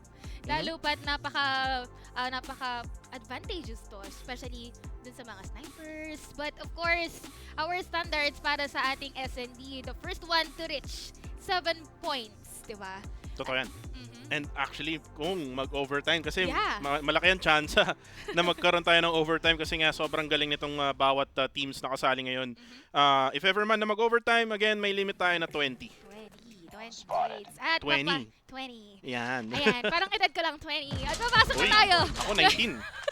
Ngayon, dito sa ating mapa ng firing range, Omni laban sa RTL Esports. At attacker side, yung team ng RTL, sila ang may hawak ng bomba. For the side naman ng Omni, sila ang defender side. And right now, si Madman talagang galit na galit. Gustong manakit, kaso nga lang, siya ay makukuha ni Young J with that sniper. And 4v5 situation, asa ng bomba, nandun pa rin sa side ng RTL. Iniisip pa rin nila no, kung saan nga ba sila magra-rush. Rush A nga ba o Rush B? Right now, formation nila is kumpul-kumpulan sila dito sa may bandang gitna and also at the side of side A. Kaso nga lang, player A, player 1 rather, MJ will take out 1 kaso matitrade off ni Jello. Ang ganda nung ginawa nila doon, no? Pero yun na nga, dahil yung objective still nasa kamay naman dito sa side ng RTL. This is going to be a 3-on-3 battle wherein kinakapapan nila actually kung saan sila pupunta. Nagpaparamdam sila sa side A, pero at the same time, yung side B, kanina medyo Yun natin si lang. player 2. Kaso eto na nga, dahil naging 2-on-2 nasa loob dito ng warehouse. I might say, itong isang miyembro, pero sabi ni Susan, wait lang. Sige, magparamdam kayo dyan dahil malapit ako sa side A, pero makakasalubog niya yung isang miyembro ng Omni at siya ngayon, yung mapapatumba ni G. And G trying to be sneaky, going from behind. Right now, Switchblade X9, not gonna be enough. At ma-defuse na yung bomba na pinlanta ng RTL. Nilabas na ang laptop, mga kaibigan. At ano ang code dyan? Code M. Diba? Hashtag CODM tayo. Pero yeah, ang ganda ng pag-flank na ginawa ni G, slowly but Oo. surely, at nakatatlong kills siya doon. Ay, hindi niya easily binigay yung kanyang position. Rather, kapag clean na or parang malinis na sure kill, doon siya rumatsada. Pero ngayon, Rush they B, Rush B. utilizes their throwables. Ngayon, nagpaparamdam sila dito sa side B, pero makikita siya with a spray. Ang dami! Spray switch blade kasi yun na lang. Nakatabay yun agad sa kanya. That's going to be two members falling down from the side of Omni, and just like that, naging tatlo na nga. It's going to be 2v2. Uy! Pero si G, hindi nagpapadaig dahil dalawa na nga ang kanyang nakuha. And that's going to be Susan na falling down. 2v1 situation. Freezy na lang ang natitira. Yung objective, wala sa kanya. Na-drop yung bomba, mga kaibigan. Side Pinaplant kita. na sana ng RTL. Kaso nga lang, ang galing ng ginawa nila G. And right now, if you look at the situation right now on the map, it's a 2v1. Yung dalawang players, si player 2 at player 4 ng Omni, ay nandito sa site A. At mukhang ang gagawin ni Freezy dito ay mukhang ika-clutch na nga niya with a switchblade. Takes one down. Mababawasan siya ng bagya dito. Hinahabol na, mga kaibigan, ng team ng RTL. And actually, it's Omni rather. And this is G, 1v1. who is now still alive. 1v1 with a great one. Lilikuran ata ni G. He has that Peacekeeper MK2. Can really go for the kill. Meron naman siyang switchblade para dito sa RTL at mukhang paplantahin na. Ito na yung code M. Nilabas na yung laptop. Na-activate niya na. 40 seconds. Uy, huli ka! Flood situation. Si Freezy na tag. Pero hindi pa naman din naging enough. And ngayon, pupwesto na lang siya para dun sa point na pwede niyo makita kung nasan nga ba yung kalaban natin. Ito na nga nag-skirmish, and then that's going to be G winning this round, taking down Freezy. And G will be able to defuse the bomb. Marami pang oras. You can see there, 24 seconds left on the clock. 2-0 na ang score. And remember, kanina nanalo ang RTL sa hardpoint now. lamang ngayon ang Omni here in Search and Destroy. Mukhang magkakaroon na naman tayo ng control. Pwedeng-pwede, Malay no? natin. Pwedeng-pwede. Well, nabanggit na natin kanina, expected na rin yan dahil ganun kataas ang caliber ng ating teams na meron tayo dito ngayon. And rightfully so, RTL Esports, kung kanina sama-sama gaming sila eh. Nagtitrend-trendan sila, eyeing a specific site to plant their objective. Pero ngayon, tingnan mo, nagiging shaky eh. Hindi sila agad nag-all out commit, pero that's going to be Madman na unang magiging casualty. Pero nga bang susunod, trophy system lang naman ang napatungkay. And there you have it, dahil G, mapapatulong. Makasama na rin si MJ. Tatlong miyembro ngayon ng ating defending side na Omni ang napatumba. At sabi ng RTL kay G, kanina ka pa. Masyado ka nang masaya. Si Chirac sumunod din. Yun na, Chirac will go down and Great will go down as well. Freezy able to take that win for the squad. RTL now with 1 point, pero still they are actually not on the lead here with a 2-1 lead by Omni. Pero slowly but surely, naging clean yung pag-swipe nila doon sa Omni kanina. I believe walang naging casualty doon sa RTL. Pero kumbaga ngayon pa lang nila unti-unting dinedecipher eh. Paano nga ba i-decode yung binibitawan ng Omni dito? Knowing Uy, na they rush are B. the defender. Pero ito na nga yung pag-rush, may pag-spray. Coming from MJ, that's going to be 2-man down Muntikan pa. for the side of RTL. Pero alam mo, hindi ka na ngayon maging tatlo. That was almost free kick. Kaso nga lang si Madman nandun sa smoke, hindi niya alam. And Freezy will be take him down. Susano will be taken down by Chirac. Dalawa pa rin ang buhay para sa team ng Omni. G and Chirac still alive. Wacky and Freezy, 2v2. Yung bomba ay mukhang dadalhin nila sa alpha site. At yung magiging scout dito for the squad of RTL will be Freezy. Siya ang titingin muna para sa alpha site. And right now, nakafocus ang Omni dito sa Bravo. Akala nila sa Bravo. Sabi nila, wait lang pre, wala rin dyan. At yun na nga, successfully, nakasneaky plant nga dito. Well, actually, magpa-plant sila ngayon dito sa site A. Well, long range-wise, inaantay sana ni player number 2 kung sino yung dadaan doon sa crosser or be it site A nga ba. Ngayon, nagkaroon na tayo ng reverse of the tides dahil ngayon sila naman ang lalapit. Kung kanina sila ang dapat lapitan, ngayon sila na yung kinakailangan mag-rush in para i-defuse. Tamang mind games lang ang ginagawa nila. Oh! Minachete sa mukha mga kaibigan! Nataga! Ginripuhan! And ladies and gentlemen, Freezy able to get the clutch. RTL now, 2-2 na ang score. Sabi nila, anong control-control? Ayaw namin nun. Hindi pwede. Wala pa pre. Sabi nga, di ba, reset lang muna kada round. Hindi pwedeng mag-outrage. Basta-basta, you need to think first. Anong kinakailangan mong gawin? Katulad na lang ng napakabilis na pick-off ni Craig kay Freezy na kanina pa. Uy! Si Frenzy, kaso lang. si Chirac naman ay mapapatumba. And that is a quick trade actually. Kasi kanina, advantage na sana sila ng numbers. Pero ngayon, 4-on-4 na naman tayo. Even trade for both of the teams, RTL and Omni. Kaso nga lang si Madman, galit na naman. Young J, umuwi ka muna. Bigyan ng karapatan yan, mga kaibigan. And right now, 1 minute and a half left. Meron pang oras itong team ng RTL para i-plant. Mukhang may nakabantay. Player number 1, MJ. Peacekeeper, MK2. And dito na yung dalawa. There we go! Makakadalawa kaya? Hindi! Nya, matitrade yung isa pa. Susano will take him down. And right now, siya na lang ang natitira. Alam mo? Nasa kanya yung bomba din, ha? Alam mo si MJ, Ano yan? mahilig siya sa mga ganun. Yung, pag may nakita ako, Abangers. isi-spray ko na lang bahala na kung sino tatamaan. Well, actually, nagiging effective naman. Kanina nga, di ba, nakakuha siya ng dalawa. And then, rightfully so, ngayon, mumunti ka na rin niya makuha yung dalawa. Pero isa lang naman yung napatay niya. Quick scope won't be possible. Dahil ngayon, makukuha ulit ng Omni yung puntos. What a quick scope there coming from Great. Napakagandang sniper shot yon. And now we're on round number 6. Again, sobrang close ng laban na to. It's either they rush A or rush B. Mukhang A ang iniisip ngayon ng RTL Esports. Omni naman, si Madman, galit na naman. Nag-RPD Uy! na naman. Yun nga lang, tamang trade-off lang. Great will go down, Freezy will go down naman para sa RTL. 4v4 situation. God nade mga kaibigan, nade, mukhang hindi tatama. Wala naman. Nag-check lang kung mayroon bang tao doon. And there goes the trophy system. Slowly but surely, pumasok na ngayon dito yung RTL Esports. They are going for the blitz plant. And fortunately, yes, I believe they will be able to plant that objective. Wala doon si G. Mag-recuperate ng saglit. At alam niyang may tao doon sa side A. Post position ang ginagawa dito ng RTL. Ayaw nila ibigay yung kanilang positioning and that's going to be MJ. Natutumba. Susunod si Chira at si Jello with that God-made dalawa ang kanyang natamaan. Sunod ang ginawa doon ng RTL. Now the score is 3-3.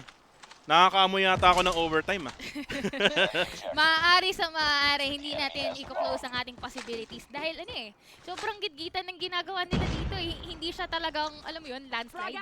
Oo, hindi siya kagaya ng mga nakaraang laro kanina in this 3 matchups na meron tayo. Pero again, we're now here in round number 7.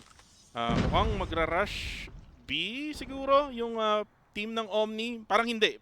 Tinatry lang siguro parang nila. Parang nagpaparamdam lang sila Sana all. Nagpaparamdam. Kaysa naman nagparamdam, pa rin. Ay, naku po. Nagparamdam Ghosting. lang saglit, tapos nasaktan. Okay, nagiging kaso na yung ghosting na yan. Isinasabatas na yan. Pero ito na nga, dahil tingnan natin kung sino mamaya ang maghimas rehas, dahil kung sino man ang mamamatay. Si Freezy kanina nabigay niya na yung kanyang position. So alam ngayon ng RTL na hindi sila pwede na maiwanan ng mag-isa doon. Nice. Pero look at that, MJ sniping down Young J. Susunod naman si Susano with Chirac taking down 2 members of RTL, pushing it in a 3-4. In a huge advantage sila dito when it comes to numbers. And at the same time, there's only 40 seconds left for RTL to defuse the bomb. So ang dami nilang, hindi lang yung 4 yung kalaban nila dito, meron pang isa. Against the time. Which is yung bomba din. And actually yung oras pa, 3 pa lang ang pwedeng nilang makalaban dito. And right now, you can see here, MJ, tamang abang lang dito sa Alpha site with that Peacekeeper NK2. And mukhang matatamaan nata. No, hindi. Itong team ng RTL. Wacky right now goes for the sniper. No, siya yung matatamaan instead. And right now, Jello will be taken down. Wacky will go down as well. Chirac with that final kill. 4-3 now score for this round. Now going on to round number 8. So ngayon natin nakikita na Omni is good either defending or attacking. They have different techniques.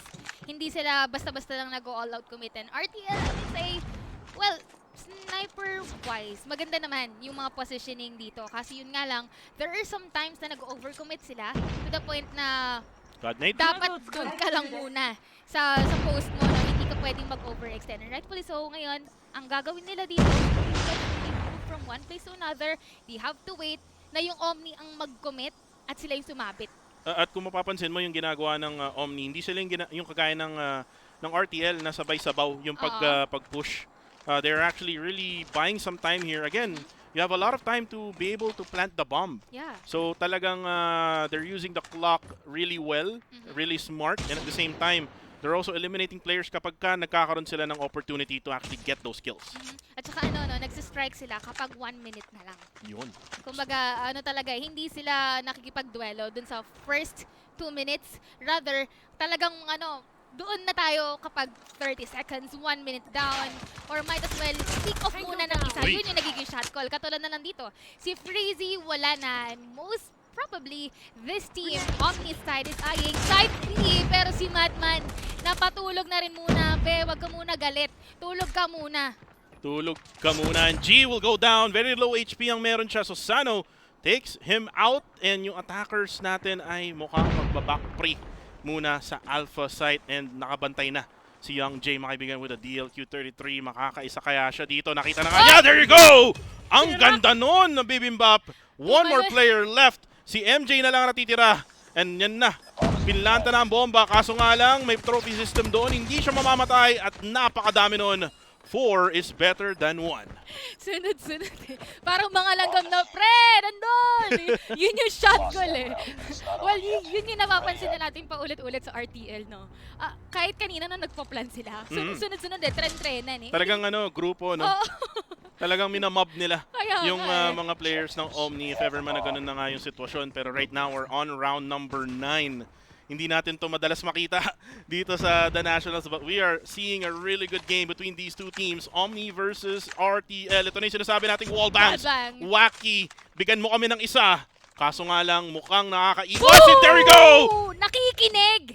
Si Wacky. Ask and you shall receive. Yeah, ganon siya. Kaso yun lang din dahil si Crate nagalit. Sabi niya, okay, you shall receive as well.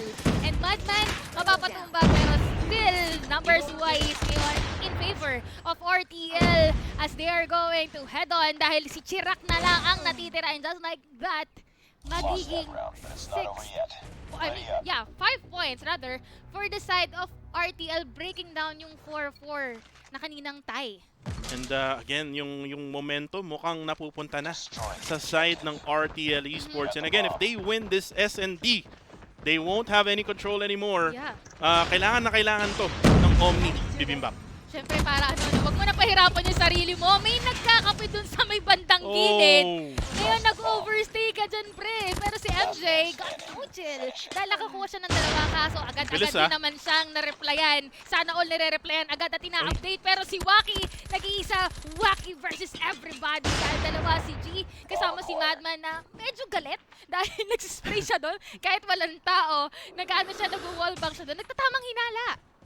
Tamang hinala. Ayan, dyan kayo magaling. Pero right now, we have here Omni able to actually go for the plant.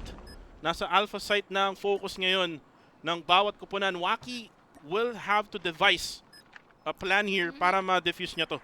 And right now, tamang hawak lang muna ng Peng Peng. MW11 ang hawak niya. DLQ33, he's actually gonna go on this area para at least ma-snipe niya yung mga players ng Omni. But look at the smarts here coming from Omni. Will try to get in the white warehouse. Will take him out from behind. G will take the kill. 5-5 na ang score. Now we're gonna move on to round 11. Sobrang dikit ng nagaganap na laban for this time, Kuko. Etong dalawang teams na to, ayaw nila na may makaagaw ng momentum. Yung wallbang na commit, pero well, fortunately, wala naman namatay.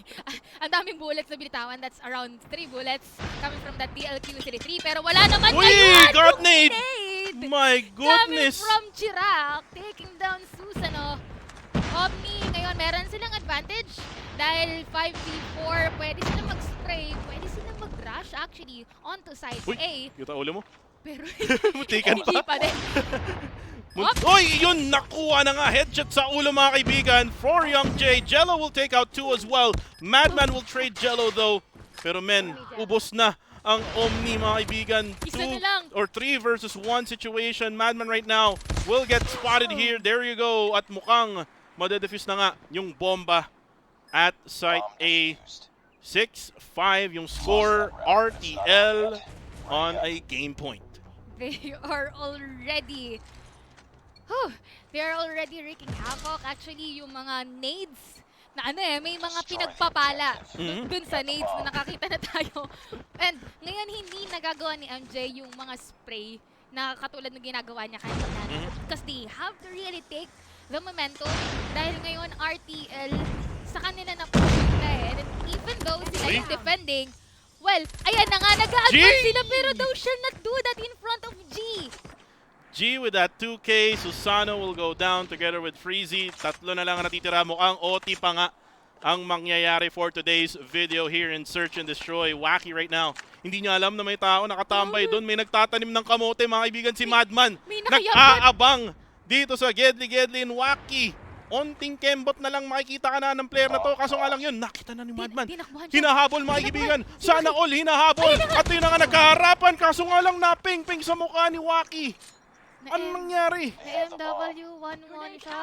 Alam mo kasi, kapag hinahabol, ayun na nga, dahil si Young J, napatay na dito si Chirac. And it's going to be a 2v3 RTL Esports. Nagsistick sila onto that objective na pre, maghulos dili. Defending tayo. Game point na pre. Game point na pre. And muntikan pa, mabaliktad pa ata to ng team ng Omni. Pero again, RTL has the advantage. Mapaplant yung bomba dito. Looks like he's gonna go for the plant. Kaso nga lang si G ay take out. And there you go. That's the finish. RTL Esports gets the game and gets the match as well. 2-0 donut being served. Woo! Just when we thought we are going to have an overtime for S&D, pero sabi nga naman dito na side ng RTL, Kuko, Bim, tama na muna. Kasi we have to strike it when it's hot. Hindi na pwede naming ibigay yung momentum doon sa kabilang side, but rather we have to seize the moment. Yeah, seize the day for RTL Esports. Pero yun nga, bago natin pag-usapan pa even more, let's take a look at what happened in this game, in the Search and Destroy matchup. Akala natin overtime pa yung mangyayari between these two teams. But look at the early stages. Talagang amo yan yung nangyari in the first round. Hindi nila alam kung ano yung mangyayari or kung nasan man yung mga players na nagtatago. But then again, here's what they did in round number 2. Wherein they rushed B all the way. Yeah. 4 or 5 sila na nag-rush B. And actually, it bit them in this situation we're in. It's G and Chirac. Talagang inubos nila yung mga RTL na nag-push dito sa Bravo site. And at the end of the day, it went on a 1v1 pero still, lamang pa rin yung nangyari. Yung Omni. Kasi alam mo, si G talaga very stellar yung nagiging performance niya. No? He can even clutch kahit na 1v3 situation. And this was the time na si MJ nag-spray lang. Alam mo yun, kung yan parang bahala na. Bahala na kung may tamaan. Kahit hindi na ulo. Ganun na. Scrap. Dito muna. Bahala na si MJ. Ayun yung mga bahala na gameplay ni MJ. Pero yun nga, no, again, that's a really smart IQ play coming from MJ. Wherein na inaabangan lang niya talaga. And he's actually doing his part as the defender in that situation. For the side naman ng RTL, when they were on the defensive side, they were able to actually utilize yung position nila. Especially when Omni is actually pushing or rushing A or B. Kumbaga ang gaganda rin ng mga shot call and decision making dito para sa dalawang teams, no? Until such time na RTL, ito yung kaninang hindi nila dapat pabayaan. Alam mo yun, yung pag defending ka lang talaga. Hindi pwedeng maging kampante ka knowing na, well, naging 5-5, naging 4-4 yung score. Nabanggit mo nga, this is actually the closest apart from our match 3 kanina. Yep. Ngayon talaga tayo nag-tie. And with that being said, RTL Esports bagging this match number 4 with a clean 2 donut. 2-0 against dito mismo sa kanilang kalaban. And unfortunately for Omni, they're not gonna go through the next round. For Yeah. RTL though, they are moving on closer to that draft series. And nakakatuwa na makakita tayo ng mga gantong klaseng close battles, especially for the main event of the day, which is the last match for today's video. And actually, if you enjoyed yung mga highlights, yung mga games na nakita natin for today, please don't forget to check us out on Facebook, facebook.com/PHNationals, at Twitter naman and Instagram @PHNationals. And don't forget to subscribe to our YouTube channel, youtube.com/TheNationalsPH. Siyempre, we have been your casters. My name is Bibimbap. Kasama natin ang ating adorable na si Kuku Wow. TV. Kita-kits ulit tayo bukas. Same channel, same Facebook page. This has been us on the Nationals Call of Duty Mobile Philippine Open.